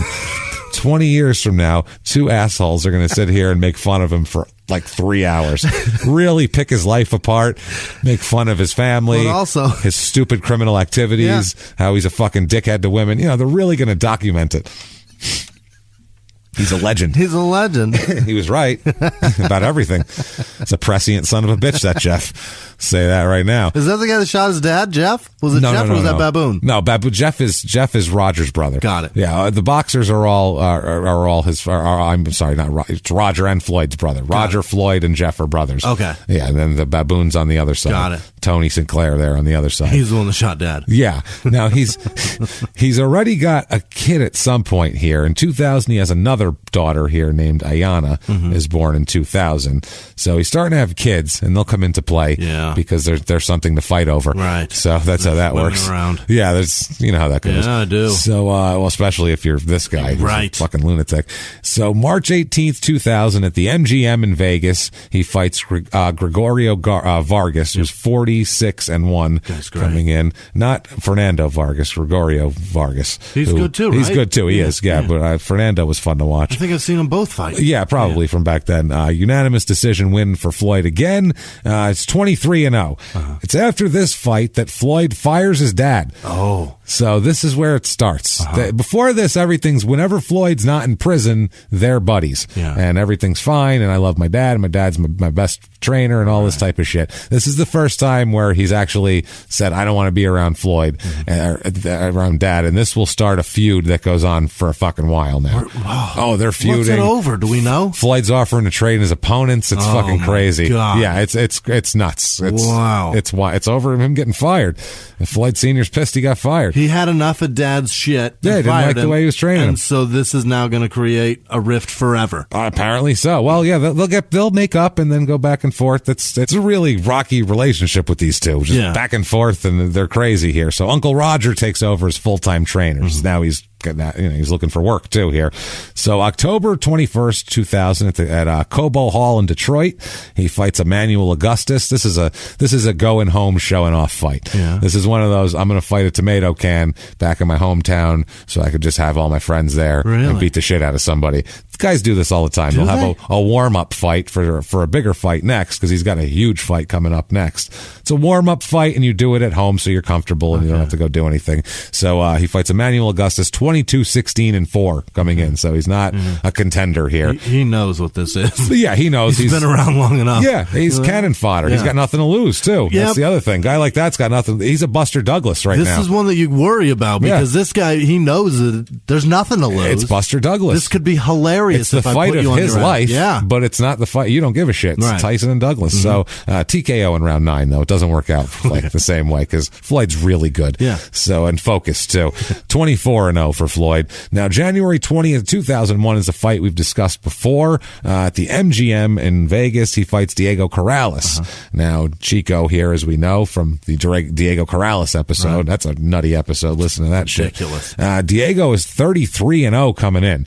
So this is both undefeated. Yeah, it's 24-0 versus 33-0. I saw this fight. I remember watching it, and it was a good fight, because it was two different styles. Diego's like 6 feet tall, and Floyd's like 5'7". So just the styles are way different. Floyd trying to get in on him while still not getting hit. It was very interesting, but Floyd just outclassed him the whole time. I mean, he whooped him pretty good. TKO win, 25-0 for Floyd, and that's his coming out party. Once he beats Corrales, because he's beaten people, but he hadn't beaten somebody who was really like an up and comer. He beat kind of guys that were on the downside that were good fighters, but kind of going downhill. Diego was like, that's your big challenge. One of you two guys is going to be the man. Right. So it's kind of one of those. And this isn't a title fight either. This is a contender for something coming up? It's Floyd's the champ here. Okay. So he's fighting Diego for the title. And Diego took it from him. He kept it. Floyd won it earlier. Oh, got it. Yeah, so he won it earlier. Okay, understood. Yeah, so it's, Chico was the he's the challenger. Yeah, I'm sure Chico probably had a fucking belt or two. There's like 19 belts. Right. Everybody comes in with belts. I have a picture of Mayweather that I'll post with the episode that he has like, I'm not even kidding, 13, 14 belts on. Just holding around his neck, his body, on his arms. He has them all the way down to his forearms. Right. It's ridiculous. It's silly. He's just the best in all of this. This is enough. Right. Give him like a card where he can show it. Here, I'm the champ. Is there one he can write all of those on? Give him like a medal like he's in the army and pin it on him. There you go. There you go, Chief. Hang it got a whole around, lapel. Right. Hang it around that chest. The waistband of his trunks is a foot wide. Just hang them all hang around them all that on. There you go. Perfect. Dangle them all off. You can have them while you're fighting elastic. Still. So February 2001. Here's some. This is when his problems pretty much start legally here.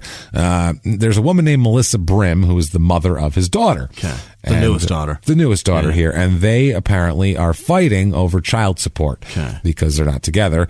And according to Melissa Brim here, Mayweather apparently pushed her into a car and then opened the door and struck her in the face with a car door, like gangster style, like you're in Goodfellas or something, and then pushed her into the car again, and then repeatedly punched her after that. Oh boy! So yeah, that's the. He went from like strategic hitting her to that you can explain away, to straight up punching, to start whooping her ass. Yeah, that's the allegations here at that moment in time, February 2001. And that's like the first kind of run in here. That's not good. No, at all. I don't give a shit. No excuse for that whatsoever. How do you get any of that there? behavior? No, that's what I mean. Well, that's just the tip of the iceberg too. Now he's still fighting fine though. May 26, 2001 at the Van Andel Arena in Grand Rapids, he fights El Famoso Carlos Hernandez. The famous El Famoso. I love that. That's my favorite nickname ever. El Famoso. It's great that he's doing that too, because there are how many Carlos Hernandez? I'm the famous Carlos Hernandez. No, no, not the Carlos Hernandez you went to school with, not the guy who your father knew. Is that guy the famous one? I'm the famous. The famous. That's like he's like the Carlos Hernandez. El Famoso is the Spanish way of saying the. Right. It's perfect. I love it. There's a guy named John Smith that should go. Yeah. I am the famous John Smith. It'd be stupid for me to do it. There's no other, There's nobody else. El Famoso, James Pietragallo. They'd be like, what? No, and there's only one of you, stupid. So you and your dad, what are you doing? Right. So anyway, he's 26-0 after beating up El Famoso in a unanimous decision. June of 2001, Floyd is with Melissa Brim and his daughter, Ariana, who's like a year old at this point, and they're shopping together in a mall in Las Vegas. Okay, that's nice. So we've made up. We've made up. Well, it's funny too, because I said he's with Melissa, and you go, oh no, not again. Yeah. And I said they're at a mall shopping in Vegas. You're like, oh, okay, like you were like, she's safe for right now. I saw you like, okay, he's not going to hit her. She's in public. This is good. Okay, so they get into an argument though, obviously, because they're together. So Melissa and Mayweather get in an argument. He asked one of his friends, because they're not alone. Of course, he's got like an entourage behind him. All kinds of people. He asked one of his friends to take Ayana away somewhere to get her something to drink or something like that. And when the friend walks away with the daughter, Floyd punches Melissa Brim in the neck. What? And then took off before police could arrive. He just one shot. He just punched her in the neck. What the fuck? Take my daughter away, please. Yeah. I'm going to punch her in the neck. Who the fuck thinks that? I can't do this in front of her. Can't do it in front. I mean, I am at the mall. That's another reason why. Forget all these other people and their children. It's also crazy to fucking punch your girlfriend in the neck for any reason. So there's a lot of factors here that make this a really wild, it's a bizarre decision. Just a strange act. What are you doing, dude? Why are you doing this? He made a scenario that's strange, even fucking stranger. Yeah, that's what I'm saying. Then he ran away before police could arrive, which is another tactic he has. When he knows he's done something wrong, he just takes off. Disappear. So, the cops won't arrest me now. Wasn't me. Yeah, he'll get me later, but that's fine. So, October 2001, he ends up pleading guilty to 1 count of battery against Melissa Brim's father. Now, I could not find the details on exactly what the hell he did to Melissa's father. But he apparently beat up Melissa Brim's father, or at least battered him. We'll say pleaded guilty to it anyway, and it was 1 count of battery against him and 2 counts of domestic battery against Brim here. And so that sounds like he beat her, and then Dad tried to stop it, and he took a couple for good measure. Well, those are different cases, different events. Oh my God! The next case will be in March 2002, and we'll talk about that. In 2002, he's up for. They're going to drop the charges of stalking, violating a protective order, and attempted obstruction of a police officer. And they're just going to stick with domestic battery there, which isn't any better. No. But it's all good. November 10th, 2001. It's fine. Get back to boxing. Yeah. Hit people you're supposed to hit for once. Bill Graham Civic Auditorium in San Francisco. He fights Jesus El Matador Chavez. Yeah. So that's the killer. The killer Chavez. This is stopped after 9. He's 35-1 coming in, so he earned his nickname here. But Floyd beats his ass in 9 rounds, 27-0. This is when Floyd moves up in weight. And with a move in weight, you want to step up your domestic violence as well. That's the thing. You're going to step up your weight. You're going to go into a different area. Like, train at home too. That's the thing. You got to train. You got to get your protein. you know how it goes here. So, yeah, he's, Jesus Christ. She said, at this point, this was another car incident where she said he hit her with a car again. She said he, quote, swung a car door open, hitting her jaw, pushed her into the car, and punched her several times in the face and body. He's beating people with cars. Yeah, this is the court for that one. He gets a 6-month suspended sentence for that. I don't know why you're suspending it. Seems like that is very kind of that. Seems judge. like it's fine to just let him do 6 months for whooping a woman's ass like that. That's too much of an ass whooping. Any ass whooping's too much. Yeah. That's like, dude, that's in steps and stages. Yeah. You wanted a weapon and you improvised and used a vehicle. To hit someone once is crazy, but to be like, pow, hurt them, hit them again, and then be like, I'm going to punch them now is fucking insane. Yeah. Like that's escalating. You're out of control at that point, for Christ's sake. Steps that don't even make any sense. Yeah, exactly. Yeah, that's what I mean. Like, he also gets 48 hours of community service and 2 days of house arrest. Okay. So hang out in your mansion for a couple days. Right. 3 other, that's the stalking and the obstruction and violation, were all dropped. Now, at a press conference after this, he's got a fight coming up against Jose Luis Castillo, and Mayweather. They ask him about this whole thing, and he says, quote, everybody that knows Floyd Mayweather knows I'm a good guy. I've never been to jail. Wow. So he got a suspended sentence. Yeah. So he said, I'm a good guy. I've never been to jail. It's not. Those don't even cross. Those are completely. You're lucky you've never been to jail. A judge could have very easily not suspended that 6 months, and then what? You're not a good guy now, right? So a judge's whim of a decision makes you a good guy or not. How about it's why you're in that court to begin with, which is because you whacked a lady in the fucking head with a car door and punched her, which is double crazy. 2 other cases looming. You punched her father. Right. This whole thing's a mess. So April 20th, 2002 is this fight against Jose Luis Castillo. He is telling anyone that will listen that he's super pissed about what they're paying him. He's fucking livid. Jose is? No. Floyd is pissed. Floyd's making $2.4 million for this fight. And he's mad. He's super pissed. He's mad at Bob Arum. He's fucking, which Bob Arum's a scumbag, so I mean, whatever. But he's mad at him, though. And what he does is he refuses to do any press or promote the fight at all. He won't show up for the conferences. He's like, fuck you. You're not going to pay me. I'm not going to make your fight any bigger than it is. Take the money you're saving on promotional material. That's it. Yeah, spend it on that. Yeah. Exactly. Which is the only way he can control that at that point. I get it. That's business. Yeah, and he's also, I mean, it's contractually he's supposed to do that, but if they want to call him on that, then they're going to have to call off the fight. So the other point you say you're breaking my contract, then break it. If you signed a contract for that money, it's also on you. That's the other thing. That's what I don't understand, why he's mad. He even goes as much as to basically say that this fight's, don't even bother with it. He says, quote, this is a tune-up fight for me. It's just another stepping stone for me. Okay. So he's basically, don't even bother with this fight. Yeah. Fuck you, basically, is to Bob Arum is what he's doing, the promoter. So this is at MGM, Jose Luis Castillo, who's 45-4-1 coming in. This guy's not a pushover. He's on the downside of his career, but guys who are 45-4-1 are crafty and they know how to win, and they just know how to win. It goes the distance too. Unanimous decision for Floyd. Really? 28-0. A guy like that knows how to go the distance. He knows how not to get knocked out. Yeah.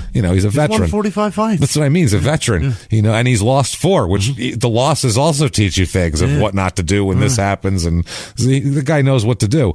So he's also in court here. This is Jesus Christ. This is when he's.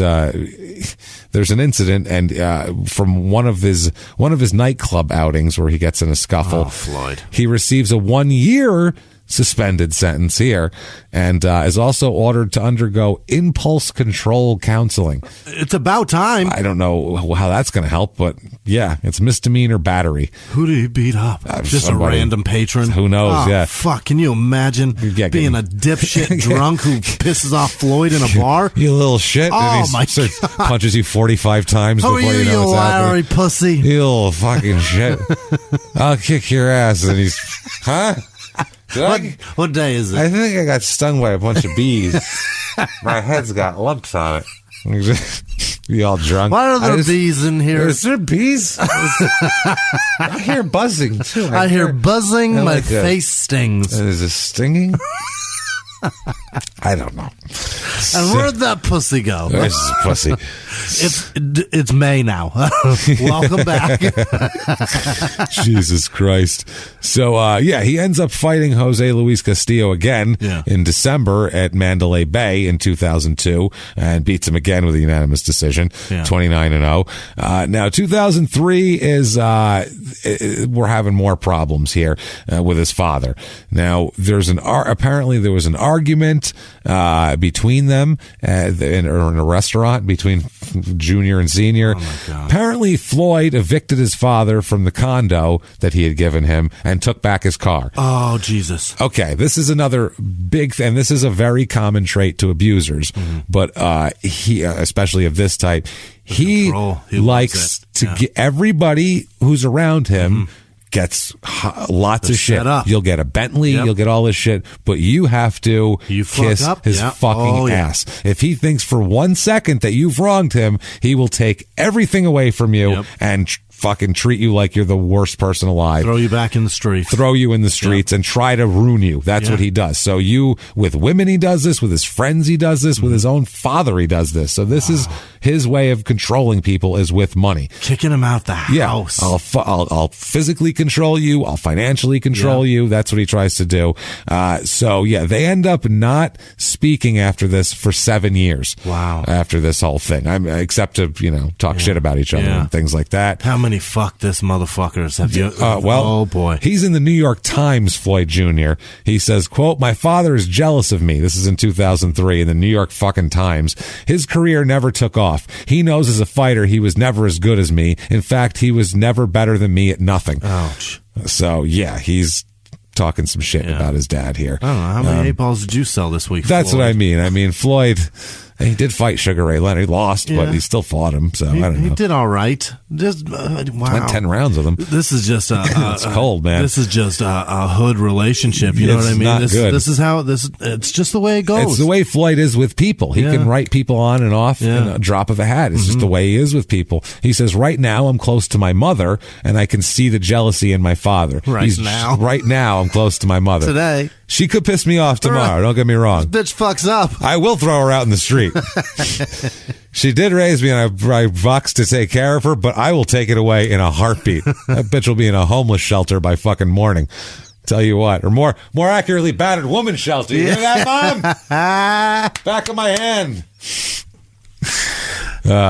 He says he's jealous that I have a relationship with her. "I certainly don't need another woman in my life. My mother is my sweetheart, and I don't need to get married to fight my whole life just for some woman to get all my money." Wow. That's his attitude. He is not for nothing, cold. Never happened. Yeah. Boy, he is the big pimpin' lyrics. Unreal. In a human form right here. That's all he is. Wow.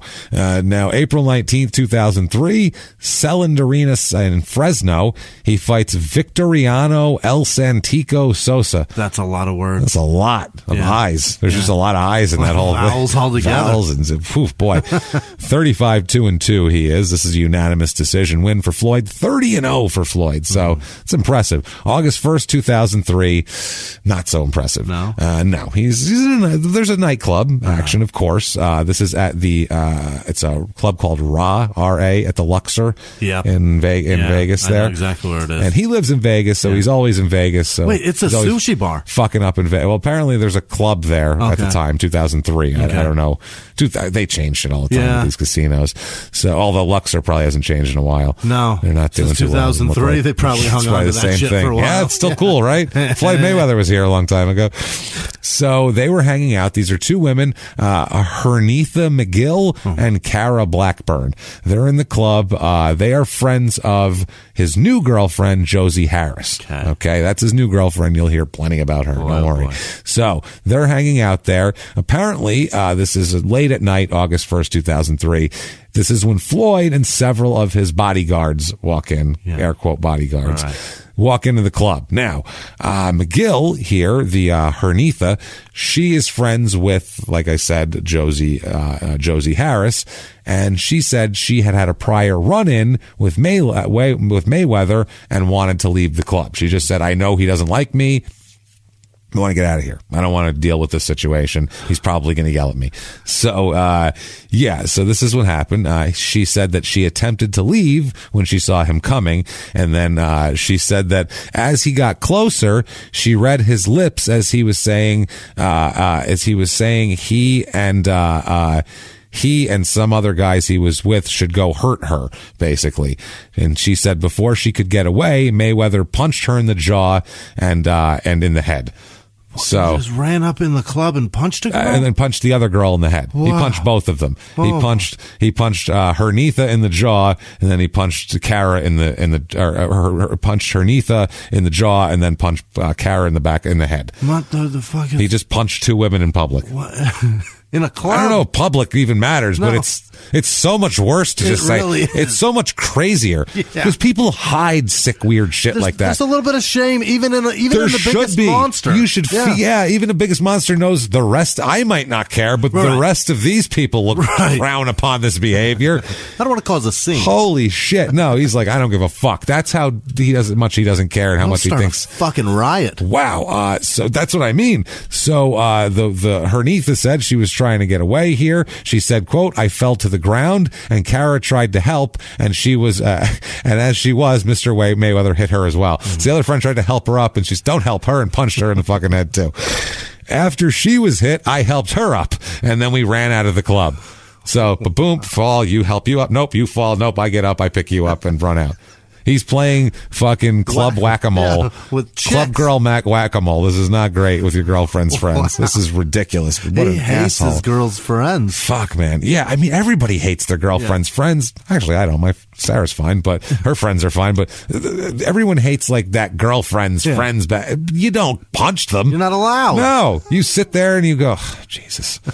Is she coming? This oh, bitch Christ. again. Oh, fucking whore. She says horrible things about me. And about you, right. I'm sure, when you're not around. She says it about me. She certainly says it about you. She talks mad shit. She says all kinds of horrible things about how you're dating me. Why is this right there. Well, we know 4 dudes that she blew last week. Come on, What man. are we doing?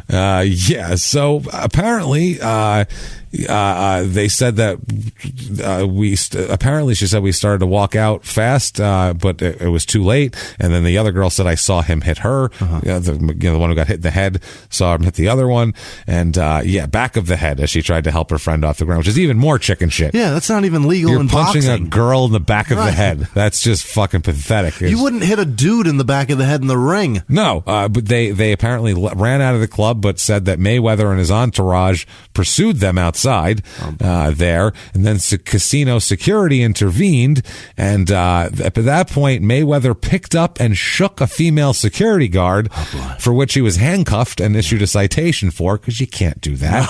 No. That's not good. After the whole thing was calmed down, the girls said they wanted to file a report, and the security guards convinced them not to file a police report, saying that they would quote end up paying for it in the streets, which is not what you're supposed to do. Wait. Who would pay for it in the streets? The girls. The girls are going to, I wouldn't do that. You're going to end up paying for that in the streets. They look serious. I'd just leave it alone. That's literally what they were saying. Wow. I mean, you saw them. They're crazy, mother. They chased you out of the club. They punched you before. They punched a girl in the back of the head in public. This is crazy time.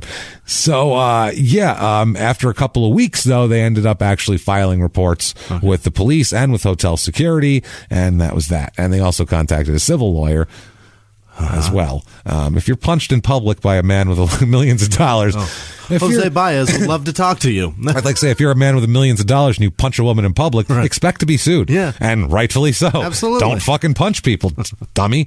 So November 1st, 2003, back in Grand Rapids, fighting Philip the Time Bomb Nadeau. The Time Bomb? That's a bad name for a boxer. Ndou. Oh, that's awful. Nadeau. Nadeau. Philip. Ndou. Maybe it's Ndou. I don't know. He's the time bomb. Yeah. He's ticking. So you better figure out how to pronounce it before he goes off. Is that what it is? The red of the green, or is it Ndou or Endu? Fuck. Or Endow. Right. Yellow? Shit. It's not in now.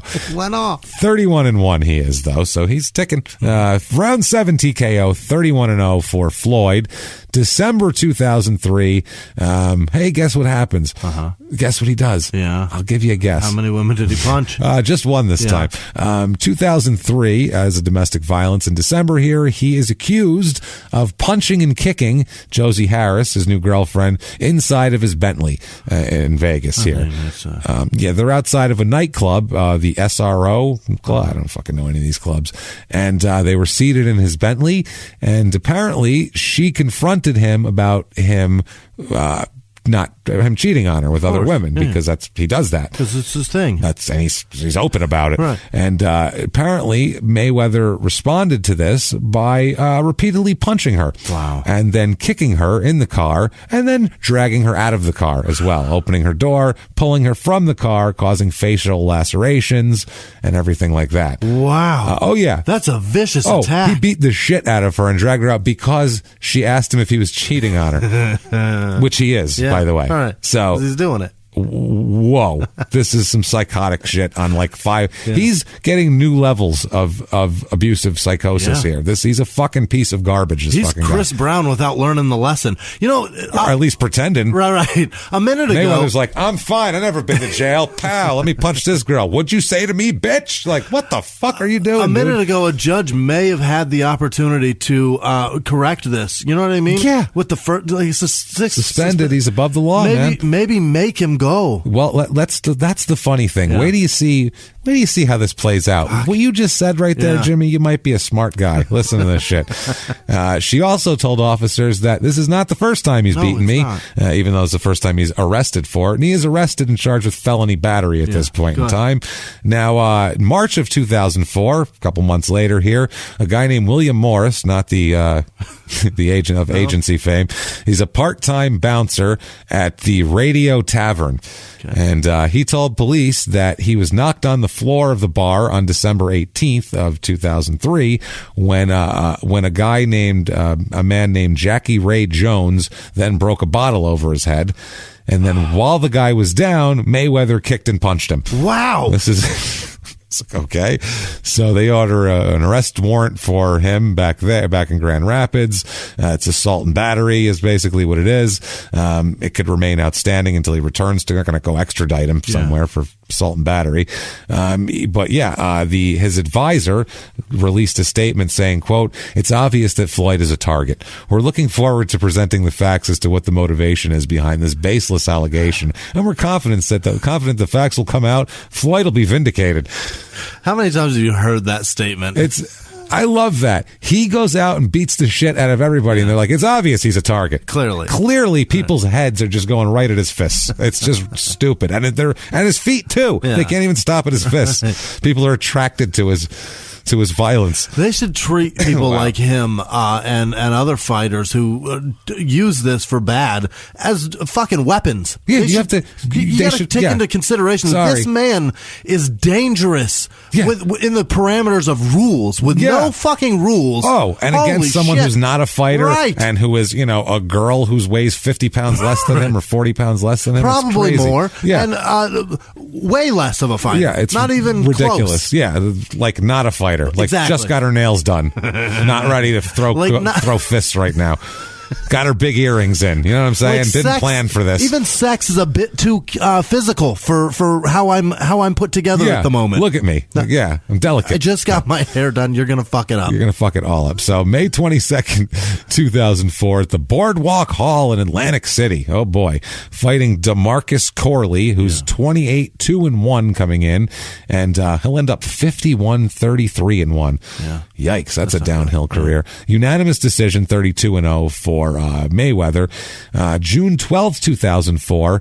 This is the trial for the punching the two women in the club for punching Cara and McGill there. Now, during the trial, Floyd testifies that he never saw the two women who have accused of him. I didn't even see them there that night. I don't know what you're talking about. But is what he said. Said what? Security guards, everyone else in the club. Well, after the rest of the evidence is put in, he's convicted of 2 counts of misdemeanor battery. Right. And the judge was a little pissy with him too. Good. Was angered by his failure of taking responsibility, but then listen to this. If he doesn't change his attitude, that she would put him in prison in a New York minute. How about that's enough? You didn't change your attitude. You're punching too many people. Sorry. She also says, you may be a terrific and famous fighter, but that doesn't make you a god. So he's given a 1-year jail sentence, suspended again. So and he's ordered to undergo counseling. How many suspended sentences can he get? That's right. And then the judge said that if he didn't complete his impulse control counseling and stay out of trouble for a year, he's going to spend a year in prison. What do you think? Think that's going to happen? Probably not. No. She also ordered him to either pay a $1,000 fine or serve 100 hours of community service. Those things aren't commensurate. One of the two. Yeah. Your pick. One he finds in his between the seats of his Bentley, right? And the other one is 100 hours of commute. Come on, Jesus Christ! Do you have $1,000 or 100 hours of your personal time? Yeah, because your time's worth $10 an hour, right? Apparently, as a rich boxer. How about 100 hours of community service? Never mind the fine. Now, one of his lawyers, though, Richard Wright, suggested that the women were using the criminal charges only to get money out of him. They said that he said he found it hard to believe that they didn't have bruises or need medical attention. He says, quote, then the McGill girl says, quote, I don't want to sue Mr. Mayweather. I just want Mr. Mayweather to leave me alone. Fair enough. Yeah. Now, January 22nd, 2005, American Airlines Arena, Miami. He fights Henry El Nitro Brussels. Yeah. El Nitro doesn't sound like he's going to have a Spanish name. Brussels. And then it's Brussels. He's 21-2 coming in, so he's a up-and-comer here. TKO in round 8 for Floyd, 33-0. February 2005, he is fined and ordered to perform community service in Grand Rapids after having to plead no contest to misdemeanor assault and battery for kicking that bouncer while he was on the ground, which he doesn't know what they're talking about. He's a target, obviously. You're a target for fucking assault and battery charges. That's what you are. Wow. He's like, dude, this is... What about the guy with the beer bottle? Worse. Did that guy go to jail too? I don't know. He had to, right? I'll do a crime in Michigan bars, in rural Michigan bars. That guy had to be part of his entourage, though, right? I don't know. Maybe. If there's just unless a fight Floyd was like, fuck him up. Yeah. He just heard a bottle break and starts kicking whoever's on the ground. Woo! Bow. Like a Hell's Angels bar turns into out of nowhere. He just goes full fucking crazy. Oh, we're fighting now? All right. Redneck bar fight. Yeah. You hear the jukebox go. Hanky Frankie Hart stops. Forget about it. Floyd's throwing fucking blows. I'll knock you out with a beer bottle. I'll fuck him up too. Get him. June 26, 2005, at the Boardwalk Hall in Atlantic City. This is for the WBS World Super Lightweight title versus Arturo Gatti, who's a really good fighter and had wars with Mickey Ward, and he's a very well-known guy here. This is stopped in the 6th round, though. Floyd dominates him pretty good. 34-0 for Floyd. This does 365,000 pay-per-view buys for a revenue of $16.5 million on pay-per-view. For the HBO network here. So that's, I'm going to have, from now on, I'm going to have pay-per-view numbers on these fights too. July of 2005, he is acquitted here by a jury in July of beating up Josie Harris inside the Bentley and dragging her out. Okay. He's acquitted because Harris gets up and testifies that she was lying the whole time. It never happened. Why would you do that? Because how much money does that take? Well, let's find out here. She said that she had been angry that Floyd had left her for another woman, and she was pissed. She said she instigated the fight because she was jealous of the other woman, and that Floyd did drag her from the car, causing her wound, but it was only because she was out of control. Wow. She literally got on a stand in a court and said, I deserved it. I was crazy that night. She said, I was out of control. He had to drag me physically from the car. Do you know how jealous I was? I would not leave that car. He him. Wow. He saved my life. That's an abused person. Dude, that's crazy. That's unbelievable. She testified she lied to the police about the punching and kicking, and she even said that Mayweather would never hit her. would never hit her because, quote, he's like a teddy bear inside. Oh, boy. A teddy bear. So he's acquitted. Right after that, he bought her a $500,000 25-carat diamond ring. Yeah. Directly after that court case. That is the most Kobe Bryant Literally, thing. he took the Kobe cue there. Wow. $500,000 ring. $500,000 25-carat diamond ring. Boom. There you go. Those were some great words. Wow. Jesus. July 24, 2005, a jewelry company is suing him. Yeah. Not the one from the ring. A different one here. You would think, right? Yeah. It's a lot of jewelry coming up. By the way, there's a picture of him wearing all of his necklaces at one point. If you look it up, he has like 45 necklaces all just covered in diamonds. Yeah. It's like, $3 million worth of jewelry. There are villages that were wiped out for his neck. It's insanity. More than that, probably. Yeah. This jeweler claims that he owes tens of thousands of dollars for a number of custom pieces, including a diamond-encrusted belt buckle bearing his name. What are you, a rodeo champion? Would you want that? Why? No. What the fuck? Jesus Christ. They filed in Las Vegas. They claim breach of contract. Mayweather has an unpaid bill of $124,000 for 20 pieces of jewelry. He purchased in June of 2004. They said, quote, the account is fairly sizable and he has just not paid it off. And so there's that. They're suing him for that. I'm sure he paid it off eventually. I'm sure it's gone. November 19, 2005, Rose Garden in Portland. He fights Sharmba Little Big Man Mitchell. He's 56-4, TKO in 6 rounds, 35-0 for Floyd. April 8th, back at the Thomas and Mack Center in Vegas. How about that, James? He is 35-0. Yeah. And the other guy, 50 whatever and what? 56-4. What do you want to bet his bank account and Floyd's are entirely vastly different? My God. Yeah, no. Floyd could literally own him. He generates so much money. Yeah, he could buy him as a servant. That he would have incredible. Little Big Man just making drinks for him. Yeah. You're my margarita guy. Yeah. I don't even like them, but you're going to stay there in case I want one. Keep making them. Just keep making them. I'll pay you more than you're making boxing. Jesus Christ. Can you remember? Is your brain okay? So, back in April 8th, Thomas and Mack Center for the IBO and IBF welterweight titles. Now he's moved up again in weight. This is versus Zab Judah. Okay. Zab Judah's a bad dude. Bad man. Real dude. Real bad, tough motherfucker. 34-3 coming in for Zab. Now, this fight, Roger gets involved in this one a little bit more than you'd expect a trainer to. Apparently, near the end of the 10th round, this is fucking amazing. Judah hits Mayweather with a left hand, and it's a low blow. You can see it's below the belt, but I mean, that shit happens, and it's right near the end of the round. It looks like he's trying to get a cheap shot in. Sure. So, then he does that shit. Yeah, and he followed up with like a little right-handed rabbit punch, like, cause he had him around. He was trying to be cute. So, Richard Steele, the referee, calls timeout with 5 seconds remaining in the round, separates them, and that's going to be the end of the round. So while they're separated, Roger jumps in the ring. Highly unusual. Yeah. You don't see that often, and was restrained by the referee. So the referee jumps in front of him and holds him. So then Zab Judah's father, who's also his trainer, Yoel Judah, he jumps in the ring and takes a swing at Roger. Oh, no. So now it's full fucking melee time. Yeah. Now Roger was just a professional fighter, yesterday. like 6 years ago. Right. So I don't know if it's smart for a 60-year-old man to be throwing punches at him. No. So anyway, he starts to take a swing on Roger, swings at Roger. So then Zab ends up going after Roger, taking a swing at him, and then they start grappling. Zab's got fucking boxing gloves on. He's literally at work, and they're fighting in the ring. He's still got rounds to go. Yeah, so this fight's not over. He's fighting with his opponent's uncle, who jumped at him. What the fuck? So Roger ends up getting ejected. Security has to come in and clear the room. It was a fucking melee. It was crazy. Roger gets ejected, and then they finish the 2 rounds, and Mayweather wins by unanimous decision because he was kicking his ass the whole time. 36-0. Zab knew that he was getting worked over. Oh, yeah. He got frustrated. Right. It's the same reason why Tyson fucking bit Holyfield's ear. He kept headbutting. It was over. By the way, Holyfield deserves that CTE. As many fucking cheap headbutts as he gave over the years, that's why he has that. Because he didn't get hit a lot. No. He would constantly headbutt people. So you did that to yourself. I don't want to remember this fight. Yeah, every time you can't pronounce your kids' names, it's for a reason. Why. Yep.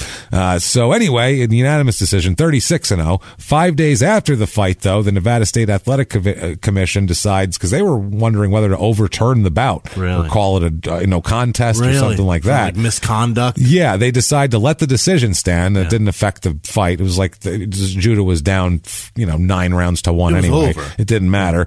And so they don't overturn it, but Mayweather, Roger, the uncle, is fined $200,000 and suspended for a year. So he can still train Mayweather, but he's not allowed ringside for a year. That's a lot. This did 374,000 pay-per-view buys for $16,800,000 pay-per-view gate. Not too shabby. The IBF ordered a rematch between Mayweather and Judah, but then Zab Judah got suspended for a year for, I think, performance-enhancing drugs, if I'm not mistaken. And also, he probably deserved it for some extracurricular shit he was doing in his personal life. Yeah, Zab had a lot of problems. The guy's a fucking crazy man. That's the thing they talk about, too. The Nevada State Athletic Commission can pull your license for any criminal activity. You could get a traffic ticket. They could say that's cause enough to pull your license. It's fucked up. They can do anything they want. They pulled two different guys. They pulled Julio Cesar Chavez Jr. was one of them. They pulled their licenses for having positive marijuana tests. Meanwhile, Floyd, on the other hand, how many fucking times has he been around? Do you hear a word about his license? Beating women. Oh, there's way worse shit to come. Do you hear a fucking word about his license? Not word one. Never. No. That's because he makes them money. $16 million is a lot of money. It's ridiculous. Each time he stands in that ring. That's right. And November 4th, 2006, Mandalay Bay. There he is in Vegas, and he's Mr. Vegas. This is for the WBC welterweight title versus Carlos Manuel Baldemore. He's 43-9-6 coming in. Unanimous decision win for Floyd. This does 325,000 pay-per-view buys, a little over 16 million. Now, Floyd Sr. has been training Oscar De La Hoya this whole time, from 2001 to 2006. So now there's a fight coming up between De La Hoya and Mayweather. So this is a big deal. Floyd Sr. says he'll train Oscar for the fight against Floyd, but he wants $2 million to do it. To train him. Yeah, he's like, look, I know how to beat Floyd. Yeah. So you want that information? That's gonna be $2 million extra for that shit, and then I'll train you then. Yeah. So De La Hoya opted to not bring him on. Really? He said, never mind. Yeah, he felt like he was getting held up, and so he uses Freddie Roach instead, who ends up being kind of his guy after that. So May 5th, choice. I mean, who cares? Yeah, I'll take Freddie Roach. Right. May 5th, 2007, MGM fighting Oscar De La Hoya. This was a big fight. Yeah. I was filming a movie thing this night, and the house we were at, we were filming. Both next door neighbors on either side were Mexican families that were both having parties for this shit. To watch this. Well, it's fucking Cinco de Mayo, and it's an Oscar De La Hoya fight. So this was like, every fucking Mexican in America was watching this goddamn thing. And probably Mexico too. Each house had 30 people in it watching the fights. They were having parties. So we had to wait for the fight to be over. To be able to fill the scene. I'm literally screaming, somebody knock somebody the fuck out. Jesus Christ. I couldn't take it anymore. I don't care who it is. Just explode in head and let's move on. Goes the full round. I remember this painful split decision, 38-0 here. This does 2,400,000 pay-per-view buys. Now everybody knows who he is. For a gate of $136 million on pay-per-view. Huge. This is when he's a monstrous huge celebrity, and everybody just forgets that he will beat the shit out of any woman that he can find. So this year he's such a big star. 2007 he goes on Dancing with the Stars. As a matter of fact, it's the 5th season. His partner is a professional ballroom dancer named Karina Smirnoff here. Oh, she's hot. This year, I'm trying to think of people. Wayne Newton was on this. Wayne Newton's like 75 years old. If you're a professional athlete that can't outdance Wayne Newton, you should probably fucking retire. Well, they have these Mark Cuban. He's a computer nerd. Right. I don't care how many fucking things you own. You're a computer nerd. You can run up and down the sideline of a basketball court. It doesn't make you a fucking dancer. No, this is ridiculous. All My Children actress, fucking, what's her name from 90210? Jenny Garth there. What the hell was she?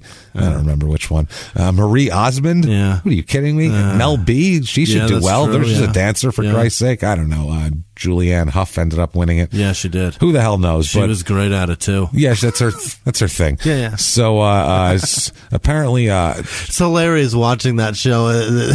They have people like Jennifer Grey on there, and she won.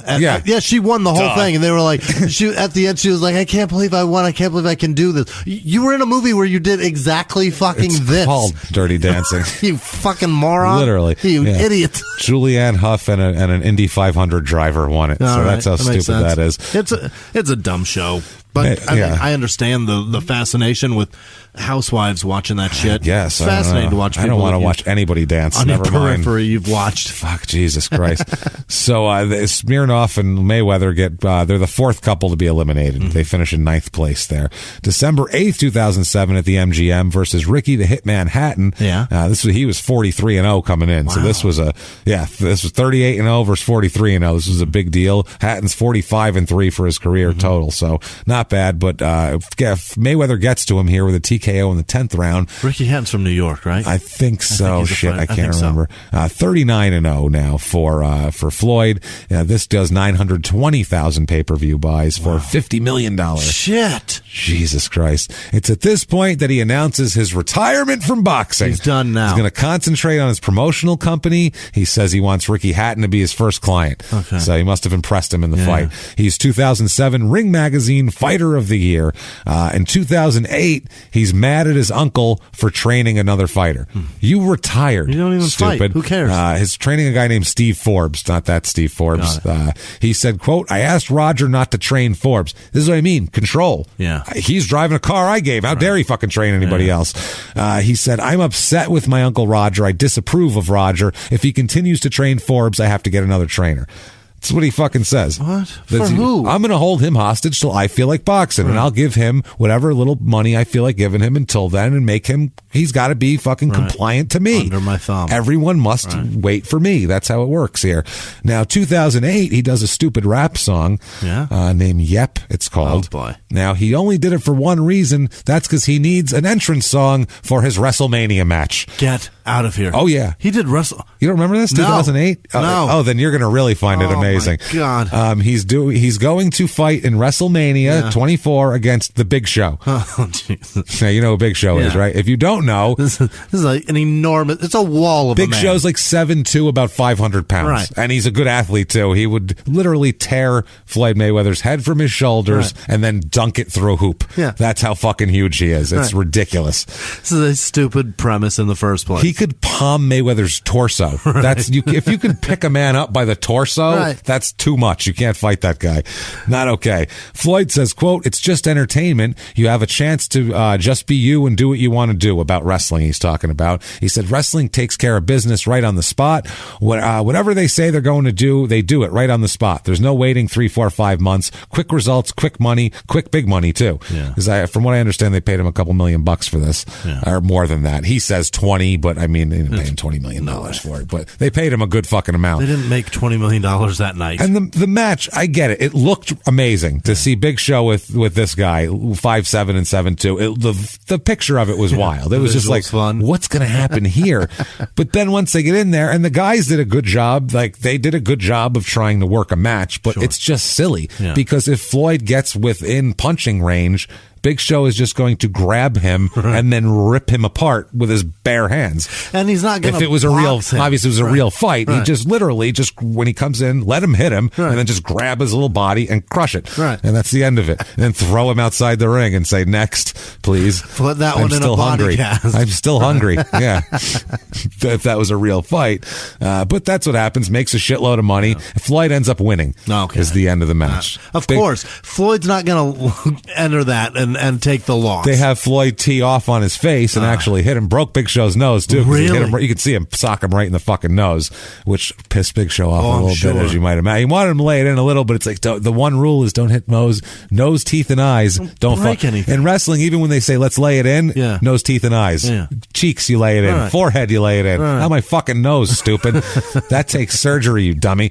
So he hits him in the fucking nose. Big Show has to be on one knee, by the way, for this to happen. Like they had to get him where he got him down on one knee finally, and then he tees off on him. It's a 1-2 jump. He would jump. It would look silly as shit. Ridiculous. It was so stupid. So anyway, August 2009, we'll touch on this because we'll do Roger in with we'll do all the brothers of the elder Mayweathers together. But Roger in August of 2009, it's important because he's still working with Floyd, is arrested in Vegas for attacking one of his former boxers, who is a female boxer, and he hit her several times in the ribs, tried to choke her, causing her to spit up blood when police arrived. Wow. Yeah, not good here. And then on the 24/7 HBO series, he admitted to choking her in an effort to restrain her, he said, but he denied physically striking her. You'll find out this is the Mayweather family line when it comes to being accused of hitting women. You just say, I was trying to restrain them, which you still shouldn't do. But I was restraining. That's what they say. Wait till you hear him restrain later on. Cover and call 911, you dick. Yeah. If she's that vicious. Yeah, I would say. Also, one of Mayweather's, right at the same time, one of Mayweather's buddies in his entourage is being sought by Las Vegas authorities for a shooting outside a skating rink where apparently one of his employees here, who goes by OC, was being looked for, and he was apparently fired several shots into a vehicle as a driver and passenger were leaving the parking lot outside the Crystal Palace skating rink. Nobody was hurt. Police end up searching one of Mayweather's homes and his Rolls Royce Monday, saying that his car was involved. Yeah. But, I mean, he gives cars. He's got like 50 cars. Doesn't matter. Yeah, so Mayweather's not named a suspect or anything like that. It's just his boy, but they do search his Rolls Royce, which I'm sure pissed him off good. Yeah. Now, September 19th, 2009, comes back to boxing. You know, gets his sanity here. At the MGM, he fights Juan Manuel Marquez, who's 50 wins, 4 losses, 1 draw. Unanimous decision for Floyd in the comeback, 40-0. This does 1.1 million pay-per-view buys, $55 million gate, which is a shitload. Now, this is when the first Pacquiao-Mayweather fight comes up. They're supposed to fight, they propose it in March of 2010. That's, I mean, years earlier than when it actually happened, but they couldn't agree on a timeline for drug testing for the fight. This was always the sticking point, is Mayweather wanted drug testing right before the fight, like the day before the fight. Pacquiao wouldn't do it. He wouldn't do it inside of 3 days. So he wanted a 3-day cushion to be able to take steroids, because he fucking takes steroids before he fights. He needs it. Yeah, because a lot of these guys do. It's, of course. You know, and especially when they're getting older. So anyway, allegedly. So anyway, he says that Mayweather Sr., this is when Mayweather Sr. starts coming back into the fold too. And he says that Manny Pacquiao's, he says that his impressive displays are aided by performance-enhancing drugs. That's why he won't take the tests. And so, yeah, they're going back and forth on this. It appears that way. Yeah, that's what I'm saying. It was so detailed too. They stopped. They talked about. They had an agreement before that too, that which of the two fighters would step onto the scale first at the weigh-in. Pacquiao would walk to the ring first. Mayweather would be introduced first. Mayweather had first choice of locker room. They had like this whole thing. Yeah, the pay-per-view cost would be $59.95. Fucking everything, man. They had it done here, but it doesn't work. It was expected to be a giant pay-per-view, obviously here, but it doesn't happen, as we talk about. They end up like suing each other over things that they said. It's fucking ridiculous. Mayweather wanted blood testing even up to the weigh-in. Like he wanted them to be able to test you on your way out to get weighed in, and Pacquiao didn't want that. So he says Manny freaked out. He knows that Manny gets freaked out when his blood gets taken and feels that it weakens him. Okay. Yeah. Okay. That's what it is. For $100 million, you don't mind being a little weak? Fuck out of here. Jesus Christ, man. So, Can't get over that for that fucking payday. It's goddamn ridiculous. Yeah. So apparently they ends up fighting Ricky Hatton, and they do the blood tests like weeks before it. Okay. Which is, what's the point at that point? Yeah. 24 days. Yeah. It's silly. So anyway, May 1st, 2010, MGM Grand, Mayweather fights Sugar Shane Mosley, which is another, he was a great fighter in his prime there. You 46-5 coming in, and this was downside though. He wasn't in his peak. He was in his peak in like 2002, you 2003. Should drop Sugar at this point. If they were in the same weight class in 2003, man, that would have been a fucking fight. That would have been a great fight. 2002, but didn't happen. So unanimous decision for Floyd, 41-0, but it does 1.4 million buys for $78 million. God. Damn it. Jesus. Now, July of 2010 is when we start hearing about his stupid purchases. Yeah. All these pay-per-view dollars, he's getting a shitload of money now. Now he's making hand over fist. Absurd money. He's buying, he has Bentleys, Rolls Royces. He has like an army of white cars and an army of black cars. Awesome. That he has. Just fleets of shit. Yeah. It's insane. This is when he comes out with the $50,000 iPod. What? Remember that? No. It was a big deal on social media.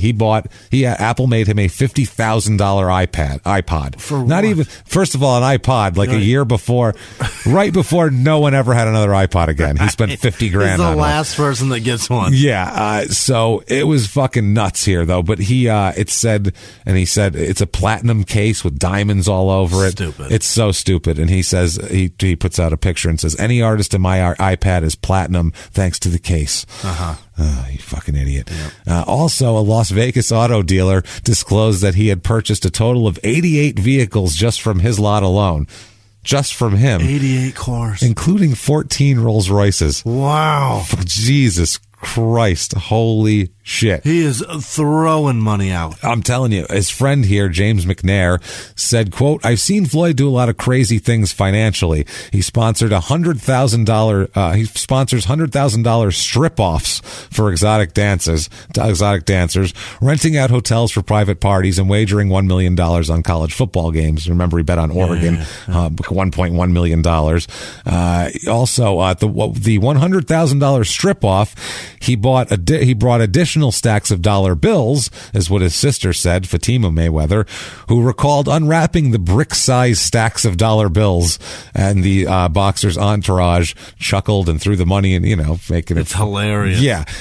It was like a movie, they said. He said, his friend said, we'll go to the strip club for 3 or 4 hours and there'll be $30,000 or $40,000 on the floor. He says, then you look around and you're like, holy shit, that's a down payment on a house. Yeah, a nice one. You assholes. One time, this McNair recalls a trip to Atlanta with Floyd.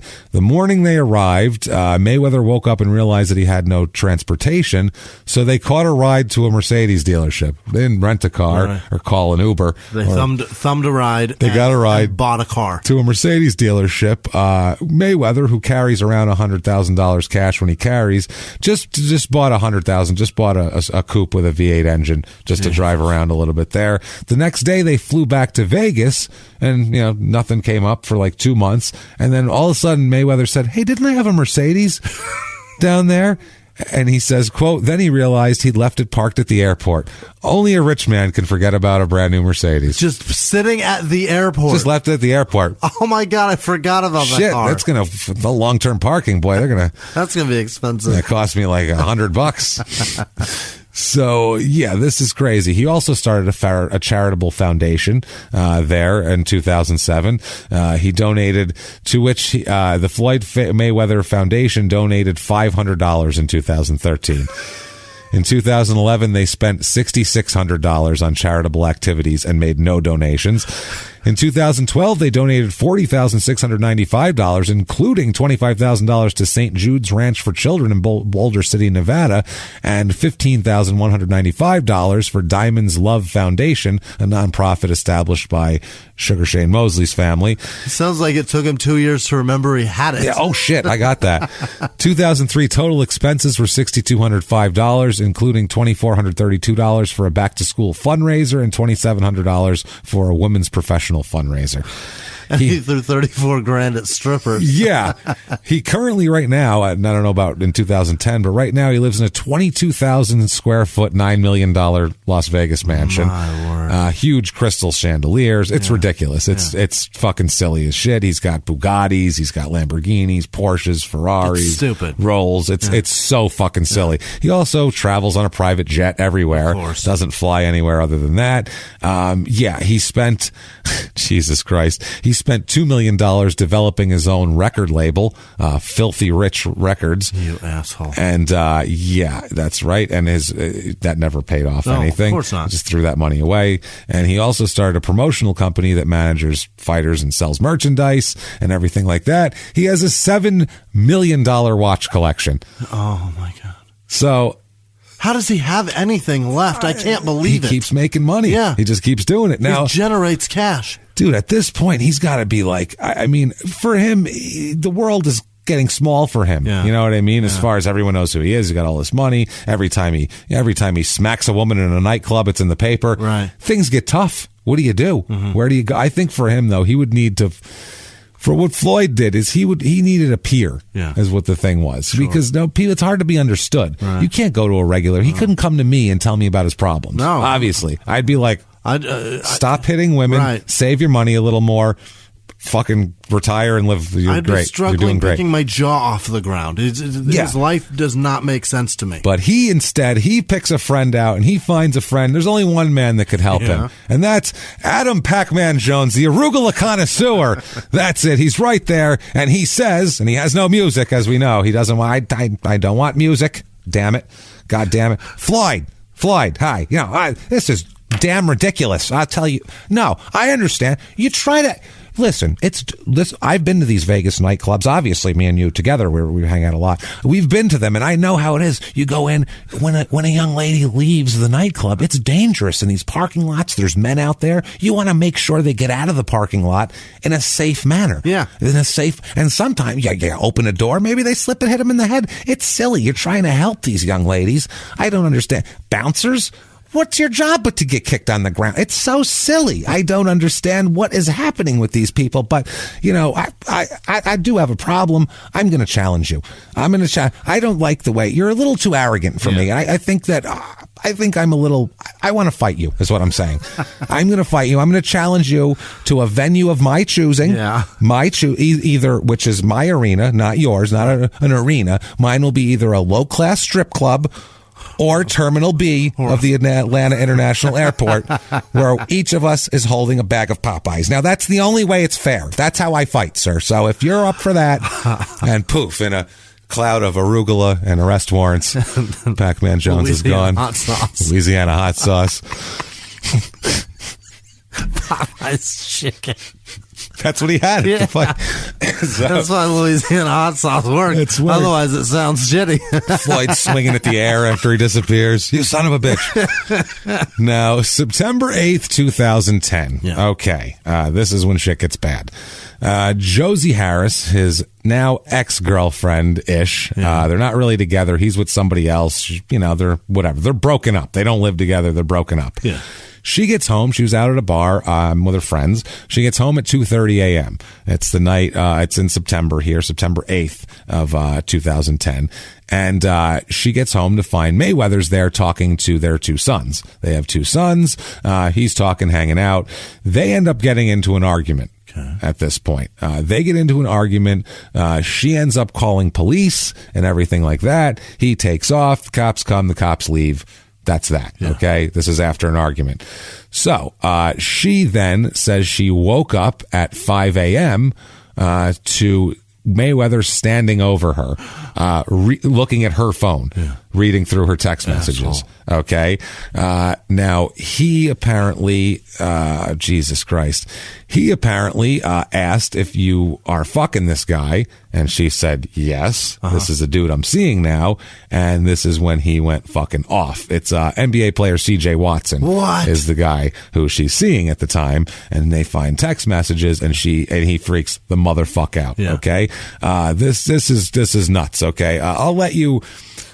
This is in her own words. I'll let Josie describe it right from the police report. As you can see, that's her handwriting and everything on there.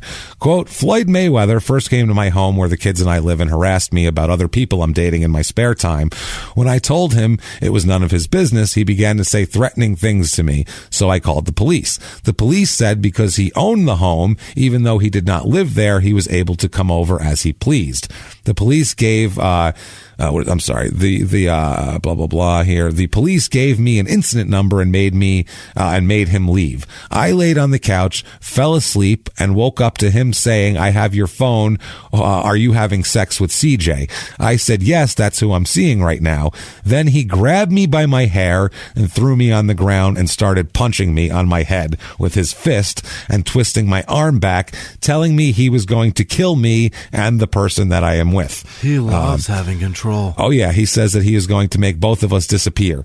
is what he said.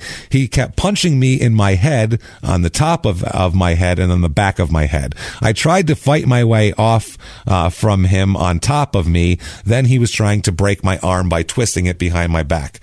Holy shit. How does he not get shot by these people? Oh, the kids are here, by the way. Yeah. I screamed for the kids to call 911 or run to the gate to get help. Then Floyd said he would beat their ass if they call or leave the house. The kids got out of the front room and started running to the gate to get help when he chased after the kids. I ran out of the garage. He's like a fucking literal monster. Yeah. This is a crazy person. Yeah. I ran out of the garage screaming for help to the guards.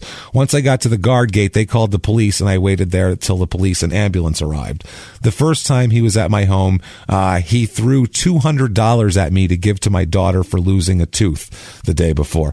That's tooth fairy money, by the way, $200. Threw it at her. That's tooth fairy cash. First of all, $200 for the fucking tooth fairy? What are you doing? Way off the subject of this horrible, despicable thing he did. Are you nuts? Yes. $200? Obviously. Well, clearly, yeah. Then he punched a woman. That's the behavior of a man that does that shit. Then he says, quote, as he was beating me, he stole my phone and told me he was going to have both me and CJ taken care of and disappeared. And he was going to dismantle me so no one would ever want to date me again. Okay, so they're not dating, yet she's staying in a house with gates and guards and shit? It's with his kids. Yeah. He's got to provide them what a residence. Place. So, and then, it's just a gated community in Vegas. That can be. Oh, it's that kind of gate. It's a guard gate. It's not like a house with gates. Gate. No, okay.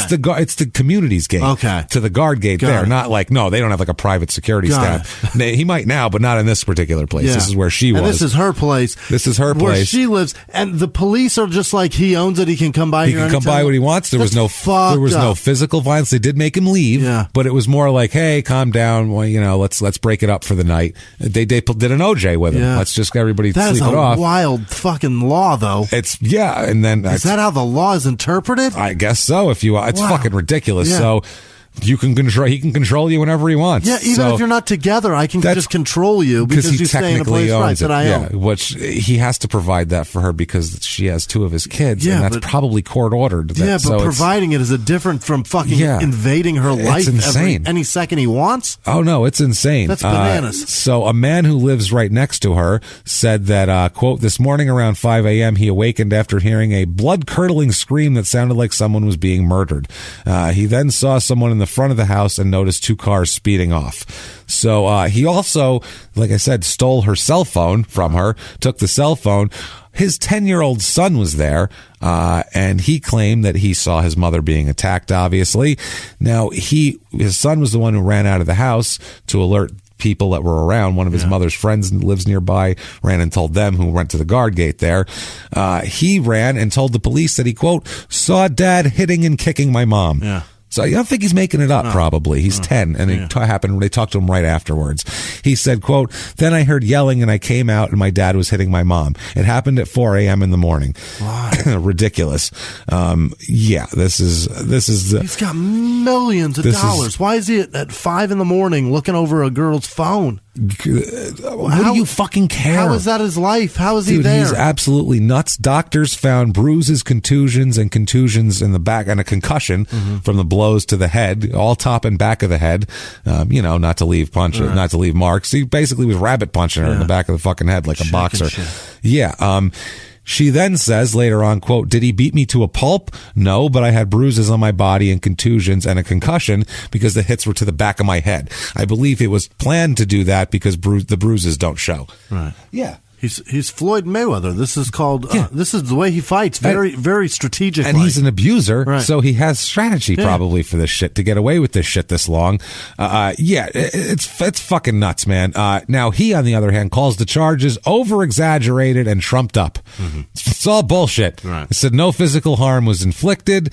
Now, just after this, December 17th, 2010, he is charged with misdemeanor battery for fighting but getting in an argument with an HOA guard.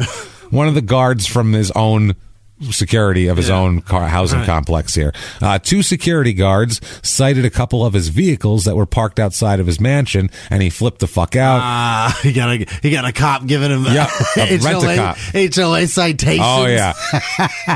He threatened the guards. Right. He said, quote, my homies have guns. If you want me to call them, they'd come over here and take care of you. You don't have one, Pete. Yeah, sorry.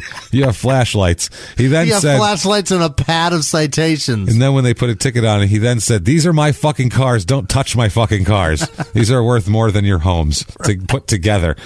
So, yeah. So then 2 days later, December 19th, 2010, at 4 a.m., he drives up to the guard gate of his community, and he's got his entourage with him and everything, and they asked him for ID, and he went batshit. Well, yeah. He said, fucking kidding me, man? He said, what do you mean you're going to let me in my motherfucking house? And then he said that, he demanded all this shit. The guard was like a new guy. And he said, I got to make a call. And he said, you know who I am? And he was screaming. And the guard responded he was just doing his job. So Mayweather said, your job is to let me in my house. You didn't buy my house. I bought it. Yeah. Then he said, stop giving me a hard time. You don't give Maloof a hard time. One of the Maloof Vegas casino idiots. You don't ask him for an ID when he comes. So he starts yelling at him. He says, we're going to end up having a problem. We had a problem before when the security guard lied and said that I touched him when I didn't. The last security guards with the tickets said that he poked him in the face when he pointed at him. Yeah. So that's going to be a battery, a poke in the face. He said, quote, so then at this point, the guard goes into the guardhouse and closes the door. Yeah. So Mayweather follows him and just opens the gate himself. And he then says, because it's all on camera, he then says, I pushed the button myself, and gets back into the car and drives through it there. Now, by the way, here's his list of some infractions at the housing community here. He flipped out at this guy, poked the last guy, domestic violence. He's also sued by his homeowners association for owing like $1 million in some kind of crazy tax bill and all this shit, and of course shit's not paid.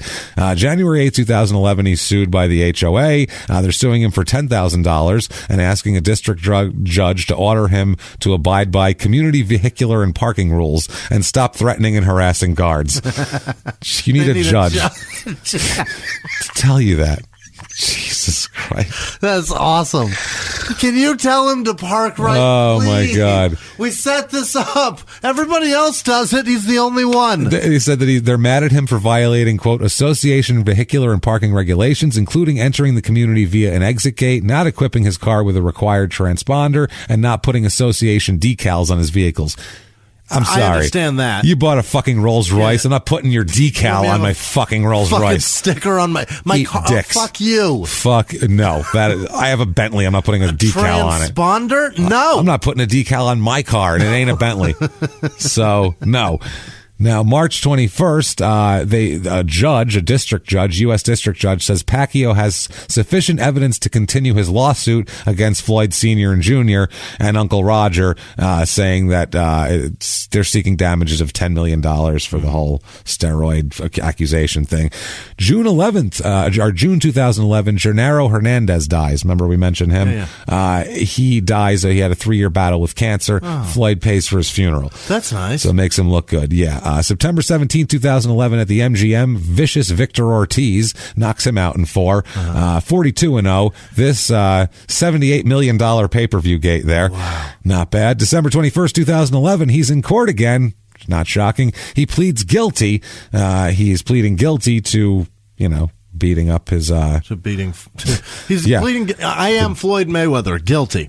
How you doing here? That guy. Now in court, the judge says that he has to plead here. The judge called him a champion in many areas, and said that his lawyer said that he buys toys for children on Christmas and donated $100,000 to breast cancer research, and that he said that the public would benefit if Mayweather performed community service with children, because you want children around this guy, obviously. Beats his mom, his kid's mom. Yeah, you don't want his own kids against him, for Christ's sake.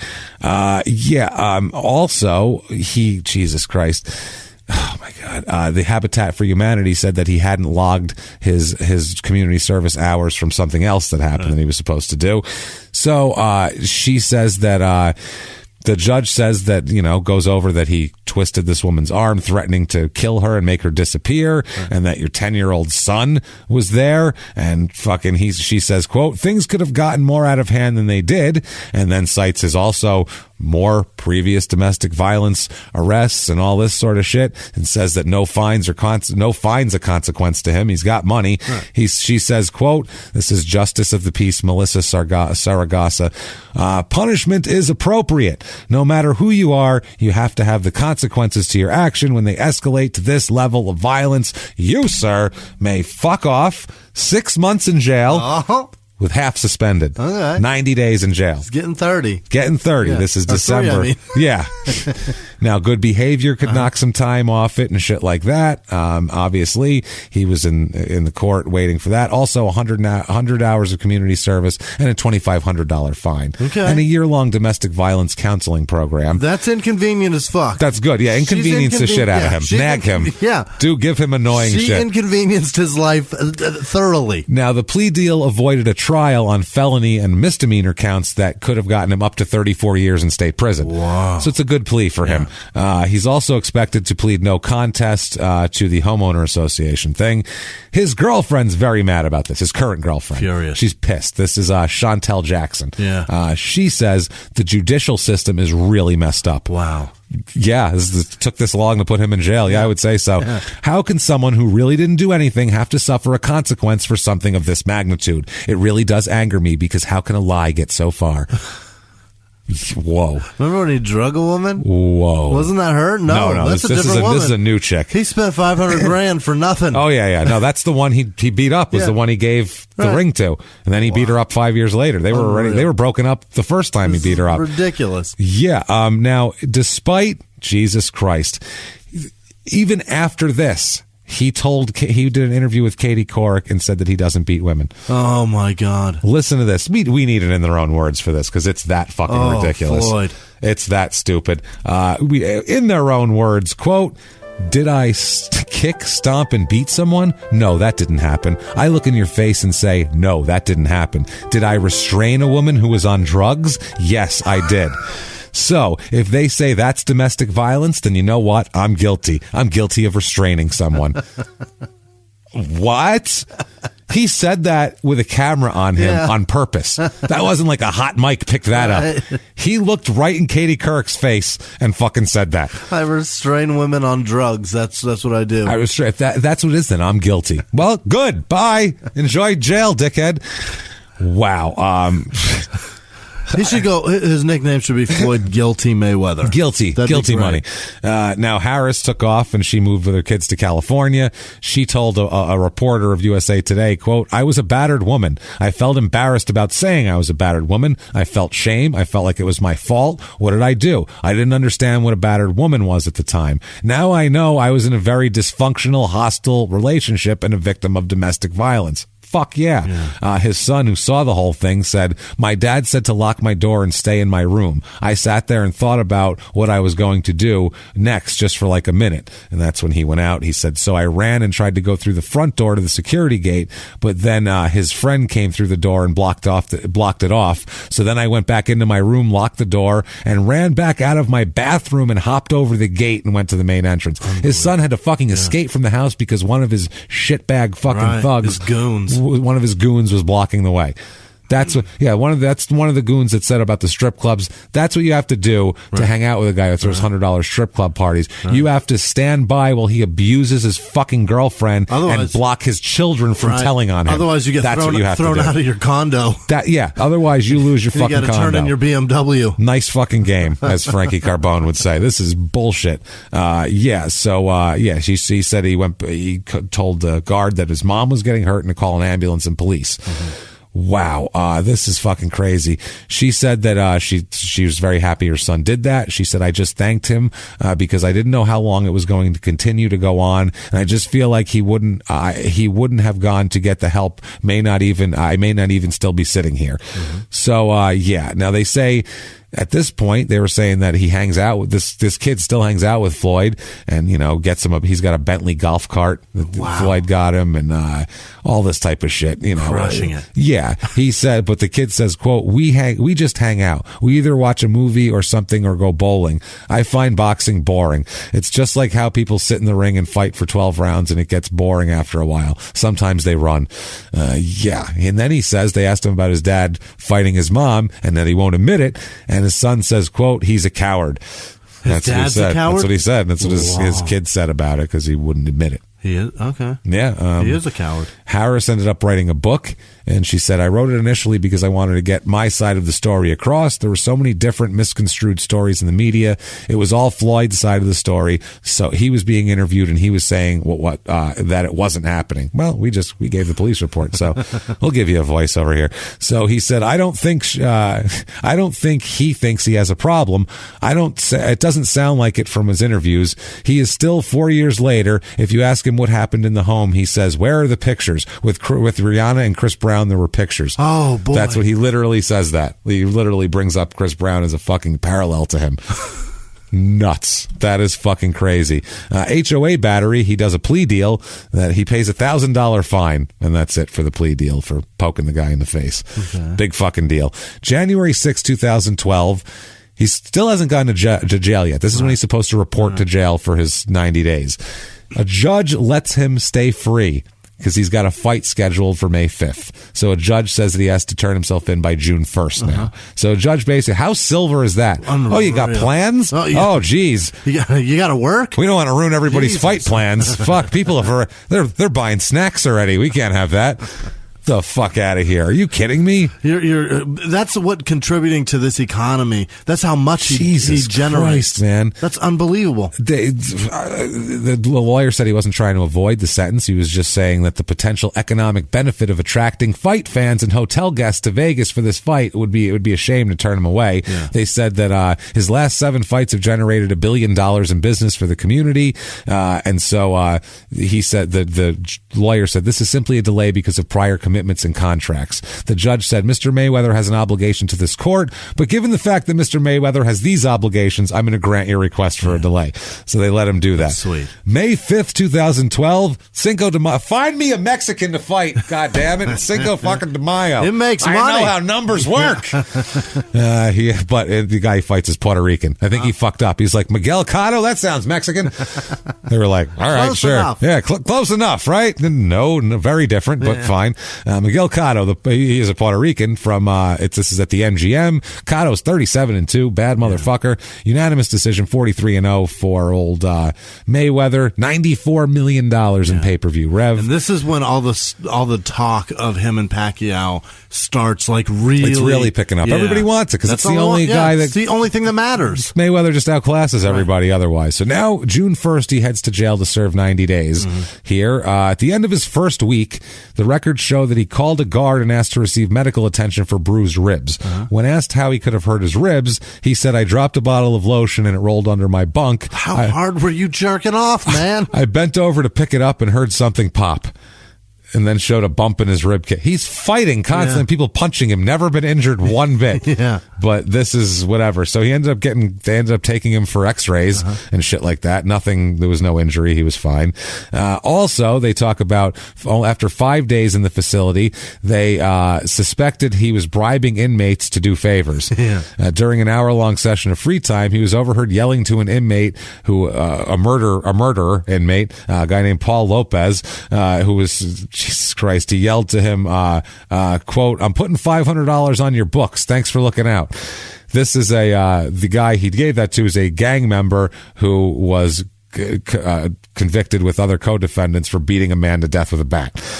Outside. Okay. So I think that's people going to look out for him type shit. So the jail's internal investigation reported that $500 had been placed in his account by a third party, who also deposited $200 into another inmate's account. When asked about the payment, the other inmate smiled and said, quote, it is what it is.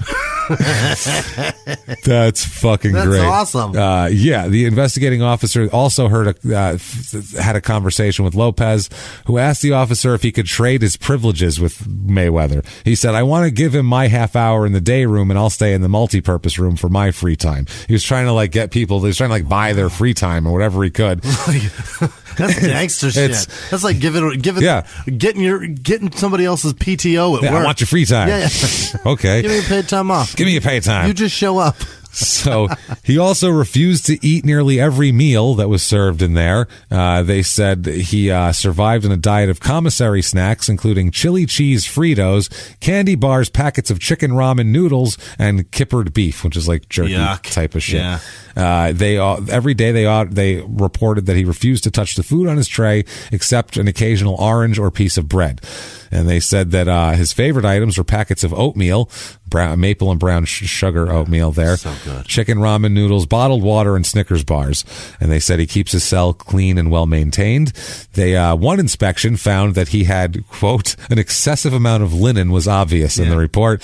And they confiscated 6 extra pillowcases, 14 extra sheets, 5 extra towels, and 3 extra pants. Why does he have so much? He's getting comfy. Yeah. He doesn't want, I need it just in case.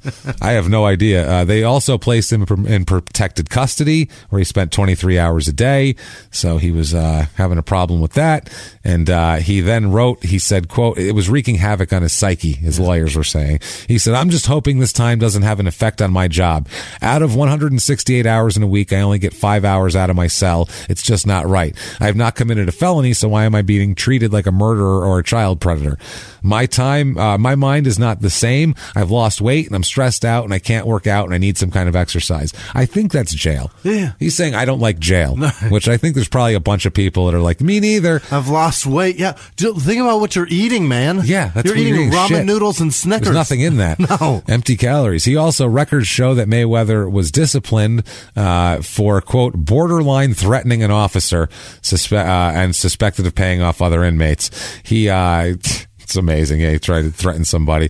He also, here, was June 12, 2012, he asked to serve the rest of his sentence on house arrest. It's like, I've been here a week. That's enough, right? I can clearly go home now, right? Clearly, I've done my time. I've learned my lesson here. Tenants paid. Oh, yeah, he had a doctor come and all this type of shit, and come in and say that it was tearing down his muscle thing, and he could be done with his whole career. This could ruin him. So the judge said, while the physical training areas and times provided to Mayweather may not be consistent with his prior regimen, he has indeed provided sufficient space and time for physical activity if he so chooses. The court finds the alleged dehydration of the defendant to be self-induced, as the water is made available to him 24 hours a day. The court further finds the estimated intake of only 800 calories per day is also self-induced, as defendant chooses not to eat the food provided. Right. You're in prison, dickhead. Another one here, a month after this, July 12th, an issue arose. Apparently, it was discovered that he'd been given 2 hours of free time instead of 1. The officer who named in the reports was named Snowden. He apparently did this. He was discussing the matter with another officer, and that's when Mayweather, quote, started to, quote, yell out of his cell as he butted into our conversation. So this Snowden walked over to Mayweather's cell to speak with him. He said he looked me in the eye and told me that when he gets out of jail, he won't forget me. He told the officer. Yeah. This. He said the officer said it sounded like a threat, and Mayweather said, I didn't say I was going to hurt you, did I? And that was that. And then he said to him, quote, without a badge, you aren't tough. It would be different between us if you didn't have that badge on. And then he said, you're a pussy. At the Snowden guy.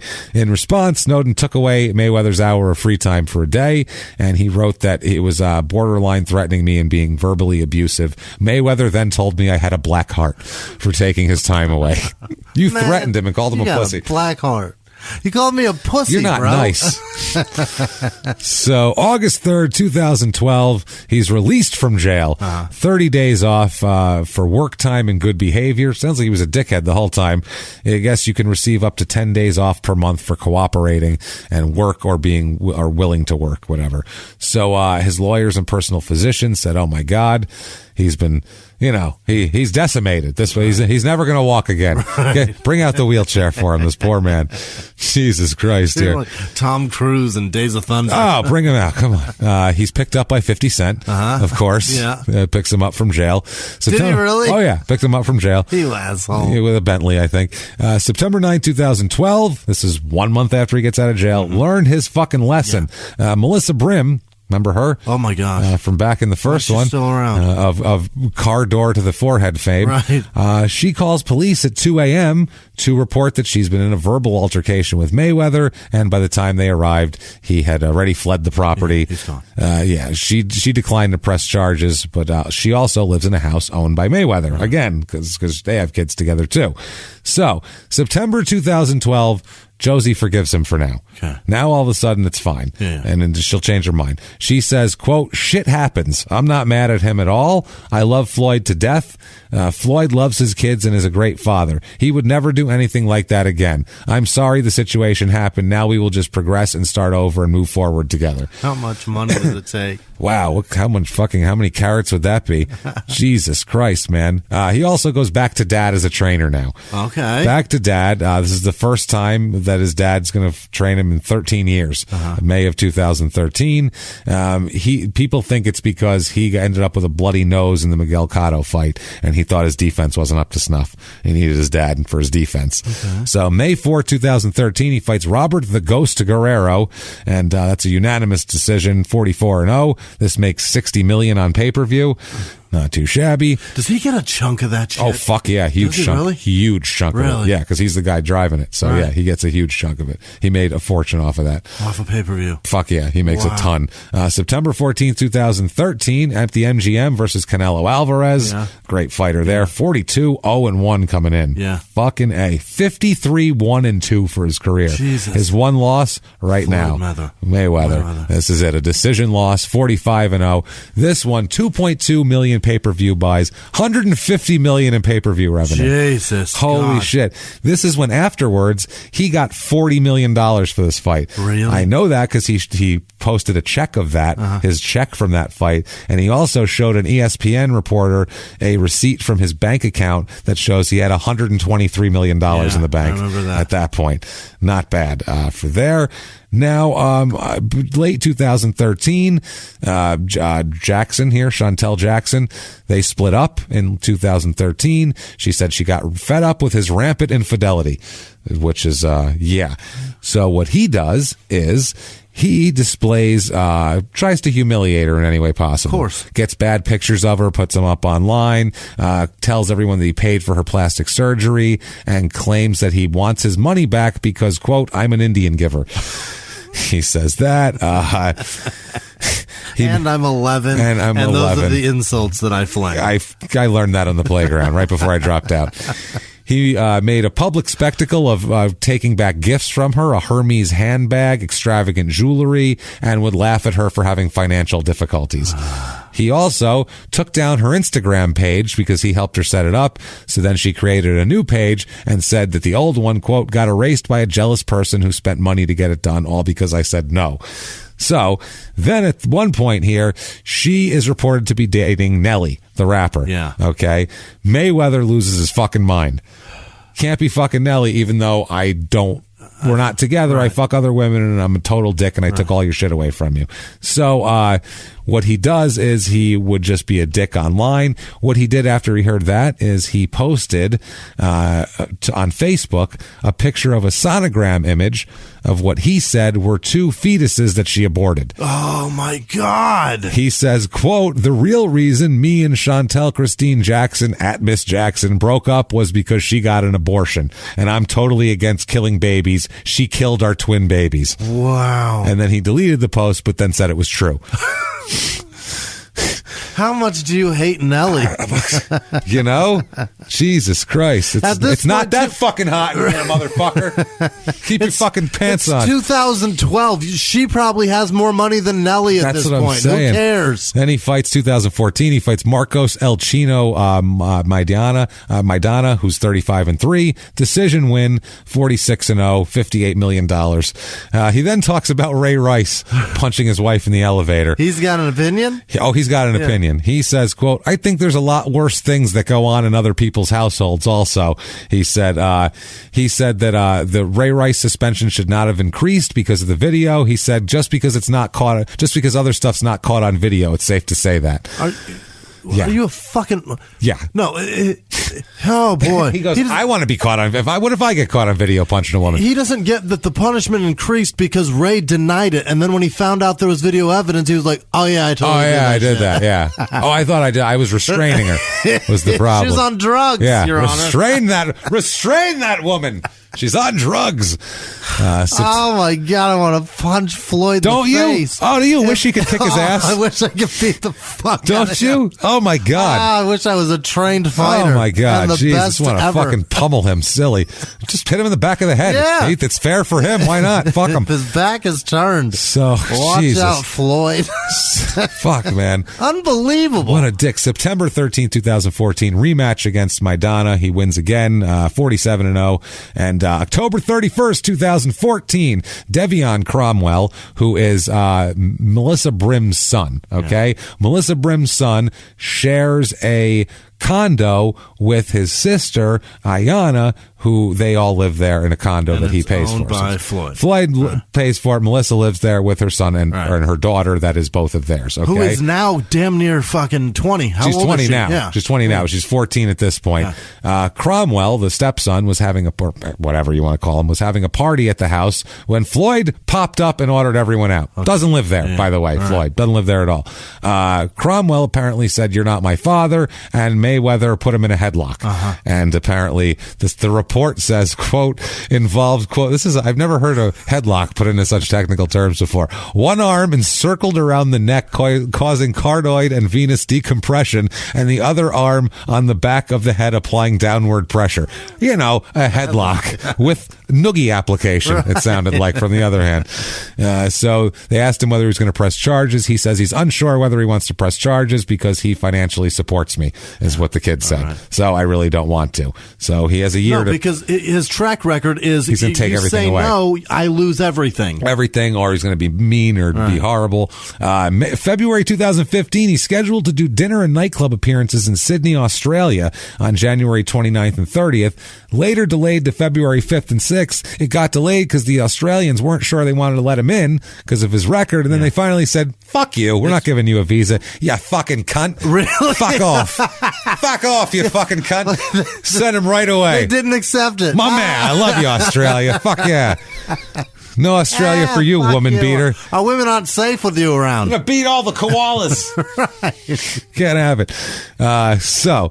That's amazing. How great is that? They denied it. Oh, man, that's beautiful. That's the first time he's been told no. It's great. That's great. We don't want you here. Money or not. Fuck you.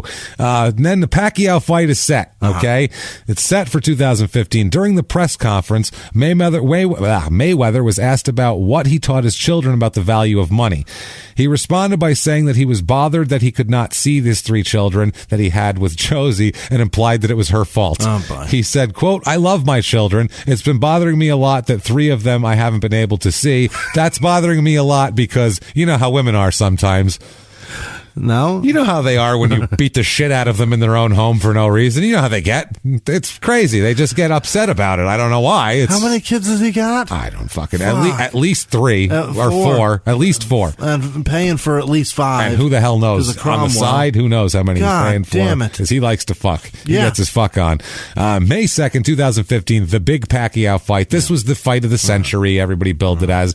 Everybody wanted to see it. It was very interesting. It turned out to be a complete dud of catastrophe. Pacquiao wanting to knock him out, but never being able to find an entrance into his defense, and that's how it worked. Pacquiao was 57-5-2. This was a unanimous decision for Mayweather. He really just pointed him the whole time.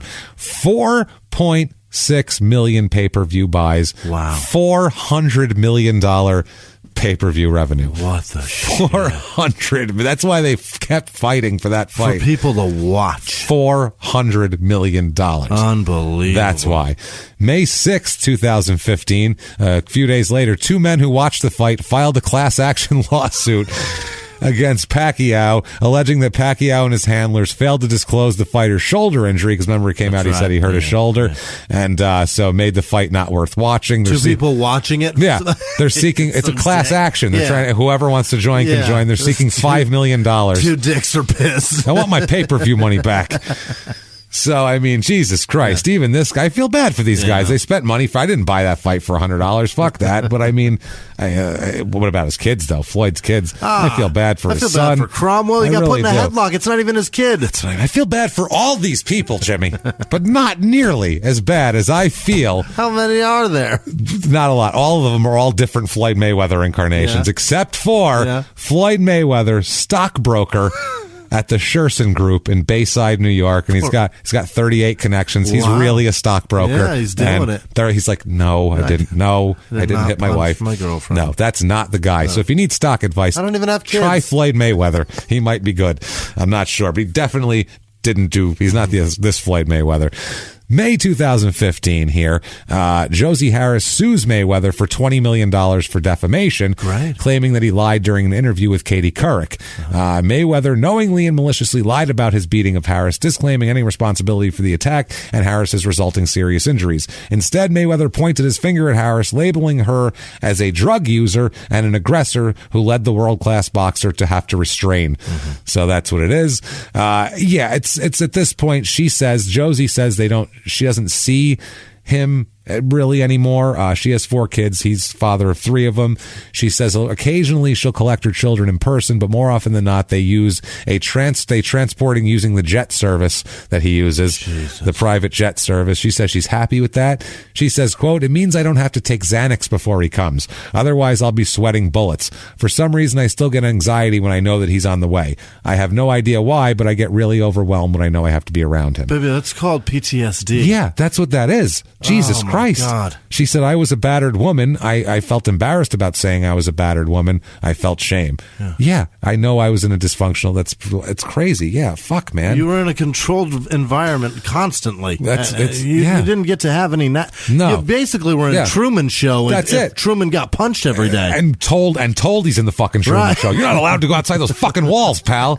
How dare you talk to someone on the outside? God, your life is fucked up, Josie. So yeah, she wrote a book and she says, quote, "With time comes wisdom. I hope his lessons aren't too harsh, as he does have a good heart." So she's trying to do that. She says that Mayweather sees his relationship with women as ownership. She claims that Mayweather would pick out the clothes he wanted her to wear during the relationship, would routinely scan her cell phone to see who she was talking to, and convinced her that he was, quote, "my only friend." The grossest. Disgusting. When I was in it, I didn't realize that. I was like, yeah, you are my only friend. We are a ride or die team. And now I'm like, no, I shouldn't have been isolated from my family and friends. Of course not. There were the threats after he would do something that would be inappropriate, feeling like he could make up for it by buying me a pair of shoes and a handbag. He says, yeah. And then she says, yeah, I would like to have a private jet. I have only got one car, but it fits all of us and it gets us around. It's a nice, safe vehicle, and I wouldn't trade going back into an abusive situation to be able to fly on private jets and run around with a Hermes bag and nice shoes. I'd rather be barefooted on the beach in a tent. Good for fucking you. She met him when she was 17. Yeah. She didn't, you know what I mean? Better. Yeah, that's what I mean. This is an unbelievable life to her at 17. Yeah, and then he will later on compare women to cars. She says, quote, "When he compares women to cars, it's gross. I wonder when he lays his head on his pillow at night, does he ever think, I've got an 11-year-old beautiful little girl that's going to grow up and start dating men. Do I want her to start dating men like me?" Yeah, I would say. Then she says, "Floyd Mayweather Jr. is a dick. I have forgiven him. I'm over it." She called him a dick? A dick. This is great. He's a dick. I have forgiven him. I'm over it. I did my shit. I hit him over the head with a Tonka truck when I found out he was cheating on me. We had a pretty volatile relationship. Anyone who knows us knows that. For him to put another ring on another chick's finger, then comes over to my house to try to control me, who I'm having sex with. I mean, that's just him. She ain't the only one that's got a ring. He's the ring master. There's a couple people that's got a ring.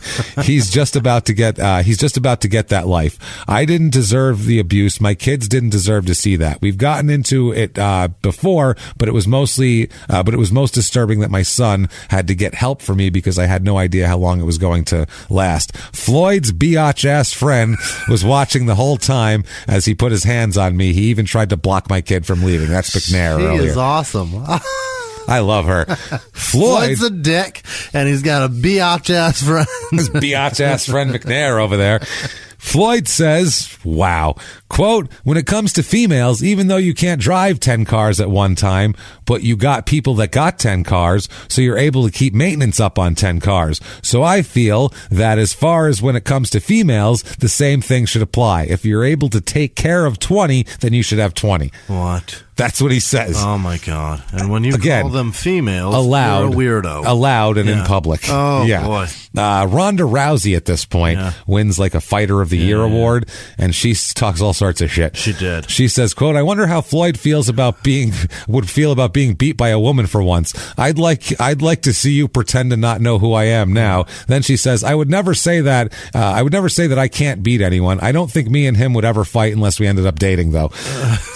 That's a great joke. Yeah. Because that's probably true. And also, he'd beat the living shit out of you, Rhonda. Yeah. That's a don't. I'm all for. Yeah. I'm they all weigh for about the same. Right. If she weighed 220 and had her skills, I'd say she'd fucking crush him. They're the same size. In a UFC fight, but in a boxing ring? No, don't be ridiculous. Oh, a UFC fight, she'd rip him apart. She's an idiot if she thinks she can box him. Yeah, that's not going to work. Yeah, no one can box him. That's the problem. Right. September 12, 2015, this is when everyone wanted the Pacquiao rematch, and he fights Andre Berto instead, who's 30-3. It's a unanimous decision win. Only $28 million. Yeah, because nobody gave a shit. No one cares. August 2017, he's on Jimmy Kimmel. Okay, and dude, I like Jimmy Kimmel. We like Jimmy Kimmel. Jimmy's we really great. do. He's one of the better TV guys. Yeah, absolutely. He's the best interview in that department, and also I think like even things like the Man Show, which seems like this immature thing, was really smart in its immaturity. It was funny. It was funny, and it was very good. Yeah, it was. He's a smart guy. So good that Joe Rogan and Doug Stanhope didn't understand what was so good about it. Yeah, and they fucking ruined it. You take Carolyn and Jimmy out of there, and that's the show's it. Garbage. It was because they were buddies and they were doing a show together. Yeah, so he's on there. He talks, he invites, I wouldn't have him on my show though at this point, but they do. They talk for 12 minutes about boxing and money. What year? This is 2017. 2017. Jimmy Kimmel's willing to discuss life with this piece of shit. He says the only time that Kimmel asked him about Mayweather's, he got a strip club now in Vegas. That's what he's promoting? Yeah, and Floyd said, quote, I got into the strip club business because I knew breasts, the alcohol, and music would never go out of style. Oh my God! And that's on television. That shit on TV, on ABC, on a national network. And Jimmy Kimmel, he laughed, and they went to commercial. We'll be right back. That's exactly what he did. Oh, Floyd, good to have you, Floyd. We got more. We got some assistants you can punch back there if you want. I got some sisters and aunts and shit. I mean, you can knock them around. I guess I don't know. Right after these words from my mom's still alive. Yeah. Wow. August 26, 2017. Jesus, Jimmy. Come on, man. Oh, boy. T-Mobile Arena, this is the big Conor McGregor fight. This was a societal... What year was this? This was 2017. So that's probably what he's promoting on that's Kimmel's what he's show, promoting, was that, and a strip club. So Jimmy wanted to talk about a strip club and this thing. So he fights McGregor. This was so recently, everybody remembers. Huge hype. It was dumb. A lot of shit talking. There was no doubt that Mayweather was going to point the fuck out of him. No reason to talk about this. He's just going to walk around and tap him until he decides to quit. And it's a TKO in 10 rounds. Floyd wins, and he's 50-0. Yeah. This fight has 4.3 million pay-per-view buys for $370 million. I'm shocked that that's all it was. His pay-per-view fights here that are like the main event, 23,959,000 buys for $1,667,940,000. $1 billion. Almost $2 billion. $1 billion and 2/3. Floyd Mayweather is almost $2 billion enterprise for pay-per-view alone. For pay-per-view alone. That's fucking crazy. Unreal.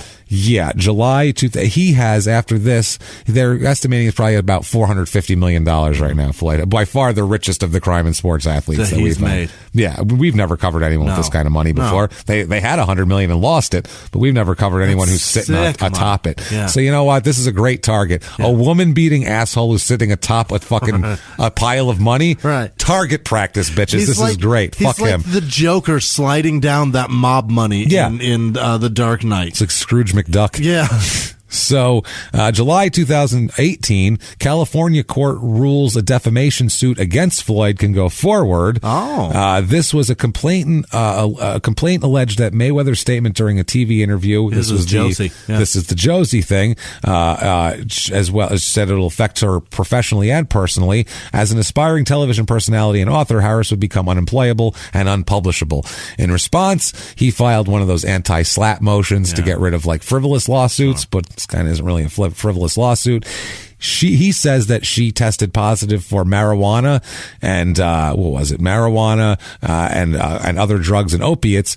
She says that she had medical marijuana, Wellbutrin and Xanax and Vicodin that she had a prescription for. Right. And she said it doesn't matter because she wasn't the aggressor fucking anyway. She needs that shit to deal with you. That's the thing. That's crazy. That's what I'm talking about. That's fucking wild. So that's still going on. Then in July of 2018, he's now not friends with 50 Cent. No. Now they're having a huge social media beef, fighting back and forth, talking 50 Cent's talking shit about him beating up women. And also saying he doesn't know how to read. Oh, they're burning shit. Yeah, said he was illiterate, which may or may not be true. We're not sure. Know. We have no way of knowing that. I hope it's true as fuck. Yeah, I feel like maybe. I've never seen him with a book in his hand. We'll put it that way. But I mean, I haven't seen a lot of people with a book in their hand, so I don't know. Also, 50 is rumored to be super broke, and then people say that Floyd has to be super broke because they both spend money. Yeah, fucking they make money. Willy-nilly. That's the problem. Right. Though. They keep making money. Right. Floyd made $150 million from that Conor McGregor fight. Did he really? Yeah, it's a $150 million payday for him. God. That was his payday. So what the fuck does he care if he spends money? He can go buy a shitload of Bentleys. He won't even notice it. James, undefeated. Undefeated. He's 50-0. He's, as far as I know, him and Rocky Marciano are the two guys to retire undefeated champions. And Rocky was heavyweight champion, which was different. But I mean, Marciano was a guy, he didn't start boxing until he was an adult. Yeah. He was a guy who literally just was the guinea with the hardest head in America. Right. He lowered his head and dropped bombs on you till you got tired of punching him, and eventually it was over. That was what he did. Mayweather is the most skilled, fighter, and a different thing. Ever. So 2018, September, he says in a video that he's going to fight in Japan at this point here. Is that where he is? Well, he went and did some exhibition thing against a Japanese, it's the Rizin Fighting Federation in Japan, and it was a undefeated kickboxer named Tenshin Nasukawa. It was at Rising 14. There was I don't even know the fucking rules here, but Floyd said it wasn't easy to make this happen, but we told the people anything's possible. So now we're here and we want to make sure that we give the people in Tokyo what they want to see. Blood, sweat, and tears.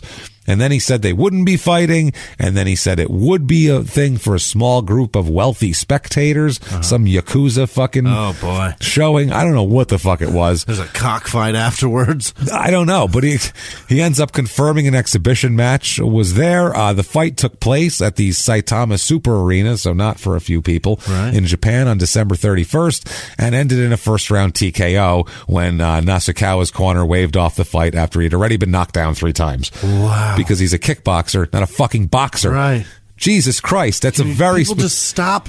Just because you're good at something doesn't mean you're good at everything. You can punch and kick. This is what I mean, and I'm not taking anything away from like an MMA, because if Mayweather got in an MMA ring, Conor McGregor would have ripped his head off. He would have killed him. That's how it works. But what Mayweather does is like Michelangelo painting the Sistine Chapel. Right. It's fucking art, okay? It's specific. McGregor has his own art that he does, and he paints his Sistine Chapel, but his punching is not art. And the other part is that there are rules and regulations to the style and way you can punch. That's the way you build your game around. Right. And Conor lost points because he was punching the back of the fucking head. As a puncher, he's a fucking house painter. Yeah. As a puncher, he's just got a roller going up and down. You're not on the same level. No. You both use paint, but you're not the same fucking artist. Right. That's the point of that. It's in the elbow. It's in knowing how to do this shit. So he beat the shit out of this guy, and that was that. The match drew controversial and condemnation and accusations of match fixing. Mayweather earned $9 million though.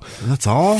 Yeah, I don't know. Let's go over there and. Why would he do that for $9 million? I have no fucking clue. A guy that makes $150 million beating the fuck out of Conor McGregor. Why don't you just set up another one of those? That's the thing. Who the hell knows? November 20th. 21st, 2019, this is very recently, he indicated his next step would be collaboration with UFC. Okay. He said, Dana White and I are working together again to bring the world another spectacular event in 2020. Oh, yeah, Dana? Tell us how you don't allow your fucking fighters to be scumbags again. Again, tell us again. Preach to us about how you get, You fucking hypocritical men. The silverest of the silver-haired middle-aged white men is Dana White. He makes Vince McMahon look like a fucking upstanding individual. It's insane already. Oh, Dana. Stop it, Dana White. You love money. Jesus fucking idiot. Just say it. Just say, I love money. I don't care about morals. I love money. This comes a couple days after he seemingly said he liked to be retired. So then he was saying this to go, hey, you never know. Because a couple days before that, he said, I've got calls to come back to the ring, but my health is my wealth. And boxing is a very, very brutal sport. In the last few years, a lot of fighters have died because of that squared circle. He said, you have to know when to hang it up. I've had a great career. So he, like I said, generated all that money and all this fucking revenue. Yeah. And he's sitting on top of the world right now, on top of a pile of money with no one can touch him, does whatever he wants. He's controlling God knows how many people. Normally when we do these episodes, this is all past. They've done time or they've broken down. They're broke now. They have no more control over people. Everything we fucking said could still be happening. We don't know, obviously, alleged, whatever the fuck. He's R. free. Kelly still has a shit pile of money, and that's how he was able to control so many young girls. This guy has as much money as he wants. I'm not saying he's controlling young girls, but I'm just saying anything's possible. Anything's possible. Can't get enough of Floyd Mayweather? Well, you won't, because he'll be out there. You're never going to get rid of him. He's going to be around. As long as Dana White loves money. And there's also the Floyd Mayweather Jr. Foundation, where he says it takes immense pride in the establishment of our amateur boxing program. It's an amateur boxer. Listen to this. It's established in the summer of 2015, was created to positively impact young men and women by developing their skills physically, build character, and strengthen their mental ability. And also teach women how to hopefully fight back against people like you. They're going to get beat, right? Everyone beats the shit out. I mean, you beat your wife. I mean, we all beat him, so they're going to know how to. But if it's anything like his other foundations, he donates upwards of $600 a year. I mean, it could be anywhere from there to there. So it'll fortify the skills of technique, safety, physical condition, mentorship, character development, self-discipline, and self-confidence, and work ethic and healthy relationships. He's the one you want for healthy relationships. He donates 3 tooth fairy money to it. That's it. And that, my friends, is Floyd Mayweather Jr. Got it in under 3 hours. That was going to be a tough one. That could have been a 5-hour show. He sucks. Yeah, that could have been if I left. There's stuff you couldn't do everything. There's so much more in there that we just can't get to, or it would have literally been a 5-hour show. Makes you not want the guy to be successful. No, I want him to get knocked out so fucking bad. I used to have this joke, and it was a great joke, and Floyd ruins the joke for me because it was a good joke for me. I'm not saying it's a great joke, but I enjoyed telling it, where I would say I like boxing because it's the only place in the world where you can watch a loudmouth, arrogant millionaire run his mouth for 3 months and then get to watch someone punch him in the face for an hour. How often does that happen? How many politicians have you heard yap and yap? You never see them get punched in the face. Not for an hour. You know what I mean? Like the whole thing. This guy ruins it. There's only one R. Bud Dwyer. Yeah, that's what I'm saying. You never get to see them. And even he was vindicated afterwards. Whatever politician you hate, imagine if you had to hear them, you're like, oh, this one. But then at the end, like twice a year, someone punches them in the face for an hour. Wouldn't that be great? That's what I'm saying. This is, but we don't even get, no one ever's gotten a clean shot in on him. He's like Emmitt Smith. Like, and no one ever tackled him hard. You're like, well, someone crushed that motherfucker. Stop him from running. Somebody catch him slipping where his hands fall and then just knock the fuck out of him. Someone Leonard Marshall to Joe Montana him. That was finally, we got him finally. So, yes, if you like that show about Floyd Mayweather, please get on Apple Podcasts and tell us about it. Tell us, give us 5 stars. Tell us you're following instructions, following directions. You're in the trunk and you're scared of Floyd Mayweather. It doesn't matter. Just tell us you're doing it. It really, really helps a lot. I hate the HOA too. I hate them too. So it's either that, you can do all of that. You had to head over to shutupandgivememurder.com crimeinsports.com, where you can get tickets to your live shows, new merchandise up all over the place, tickets to Small Town Murder Live. Get your tickets for Louisville and Indianapolis, or the other way around, right? Indianapolis and Louisville, and then there. The 15th and 16th of February. Denver and Salt Lake are already sold out. Sorry about that. And then also, why not March? We got San Francisco, Detroit, Cincinnati. It's going to be great. Get your asses down there. Buy some tickets. Come see us. If you want to get a hold of the show, very easy to do that. You can, at Crime in Sports is the, that's at, on Twitter and Facebook. And Facebook, right. And Instagram is at Small Town Murder. Right. Email is crimeinsports@gmail.com. You can do all of that and find us there. If you want to be a hero to the show, and damn it, we're going to talk about these people in a minute because they keep the show going. Right. If you like the show and you're not a patron or anything like that, thank these people because they keep your show that you like going. You see them, high five them. They're fantastic, and that's why we're going to say nice things about them. Our producers. If you want to be one of these people, real easy. Just go over to patreon.com/crimeinsports or head over to PayPal and use our email address, crimeinsports@gmail.com, to make a one-time donation. Jimmy, I can't take it anymore. Rabbit punch me in the back of the head with these goddamn names. This week's executive producers are Tana Flowers, Yuval Dom, Catherine Murray, Amanda Rutherford, Tanya Volanek. Again, Tanya comes through every week. It's pretty fucking incredible. Yes. Stephen Rude coming through again. Thanks, Stephen. Karen Porcello, Shanna Brazelton, and Erica Anderson. Thank you so much. She said something really fucking sweet to us and sent us a nice donation. I don't want to say why, but she did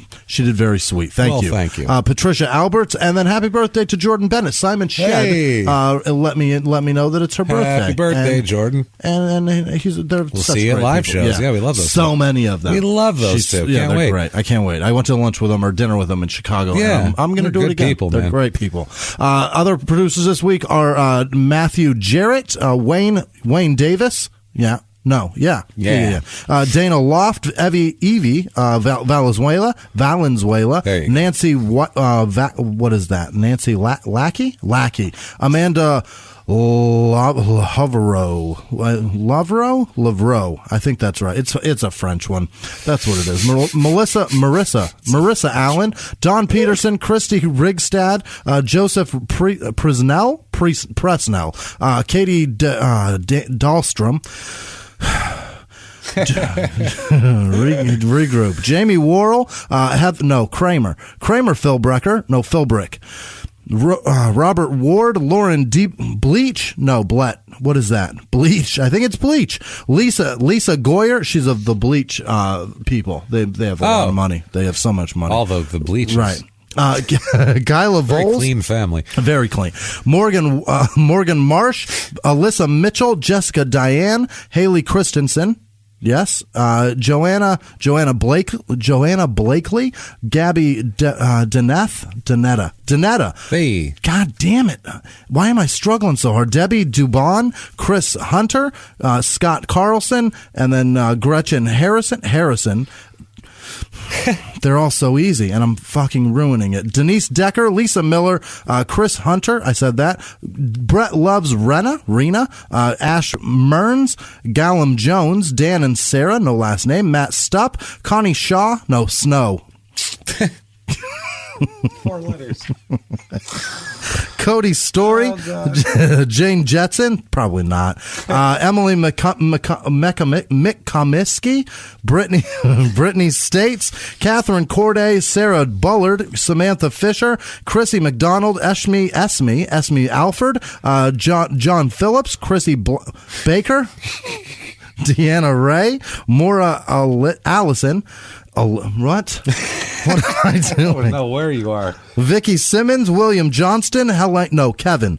Helena? What? It's Kevin Larson. Bonnie Iris Ferris. Sakaya Matsukawa.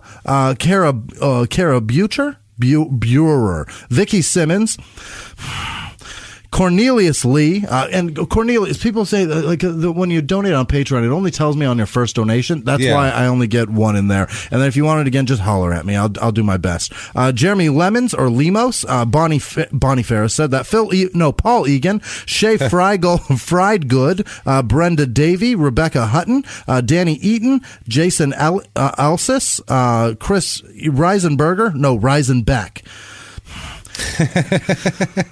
Kaylin, no. Yeah, is that Kaylin? It's Kaylin. Kaylin McKay. Bacon Bits the Cat. Flick Paw. Jade Winiarski. Hunter Steele. Michael Baez. Cynthia Nava. Julie Westmoreland. Christy Lee. Brendan Davey. Davey. That's right. Robert Ralphson. Cynthia Neva. Ann Campbell. Shannon Elizabeth, not the girl from American Pie. Megan Epperson, Victoria Dimmer, either way. Demonda, Mickey Speaker, Mitch Ludwig. And then home stretch. Here we go. This is going to be the good part.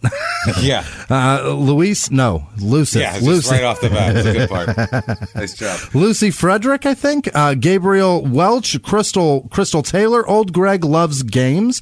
Jessica Christensen. Louise Rayfield. I thought you were going to say cock on that one so much. I thought it was somebody fucking with their friend Greg. Old Greg loves games. You knew. I was like, Matt Seddon, Sarah and Alex. No last names on either. Kevin Conker. Jeffrey A. Jennifer Flage, Pamela Vanderwater, Shara Valentine, Ashley Vio, Joel Zhang, Rachel Shalkley. Yeah, it's Reagan Shalkley. I know her, and I fucked her name up. Jesse Hartman, Elizabeth Golicki, Justin, I think it's Justin Zagorski, Peyton Meadows, Simon Shed, that's right. Robert Shook, that's Jordan's husband. Yeah. Stian Smebby Norman, I think, probably not. Katie L, Liz Vasquez, Kelly Robinson, Christy Holt, Tara O'Neill, Kevin McKee, Allison Villarreal, Catherine Collado, Lisa Owens, Kathy Murray, oh god damn it, Richard Baldwin, Jackie Sukup, Patty Nowak, Mistina Johnson, Sydney Oaks, Justin Zagorski, Pushy Flounder, I think, okay. Kayla Fitzsimmons, Robin Anderson, Mark Foster, Johnny Longy Dingy Dongy. Okay. Mark Foster, Ronnie Kumar, Emily Rayner, and I rattled that one off. Yeah, so fucking perfect. Kevin Gilmurphy, Neil Campbell, Megan Brown, Chris Coleman, Patrick Haggerty, Melissa Green, Krista Walker, Lori Gravelin, Mark Nizari, Madeline English, Lauren Demarath, and Susan Platt. You guys make me struggle, and I like it. I really appreciate it. Thank you. Thank you, everybody, from the bottom of our hearts. God damn it! Thank you. We love you so much. You're really, so good to us. You really are, and we're blown away by it. Honestly, we are. You're as amazing as Floyd Mayweather is as a boxer, and as shitty as he is as a human. That's how amazing you are, Jimmie. What if they wanted to tell you how shitty you are as a human? How could they do that? You can find me at Whisman Sucks, WHISMAN Sucks on Twitter, Instagram, and Snapchat. What about you? You can find me at Jimmie P is funny, or just copy and paste my name from the show description and make it easy on yourself. Do that. Find us. Say hello. Tell us shows you want. Tell us to fuck off. It doesn't matter. Do all that. We're still going to come back anyway, so you can't stop us. Live from the Crime and Sports Studios. We will see you next week. Bye.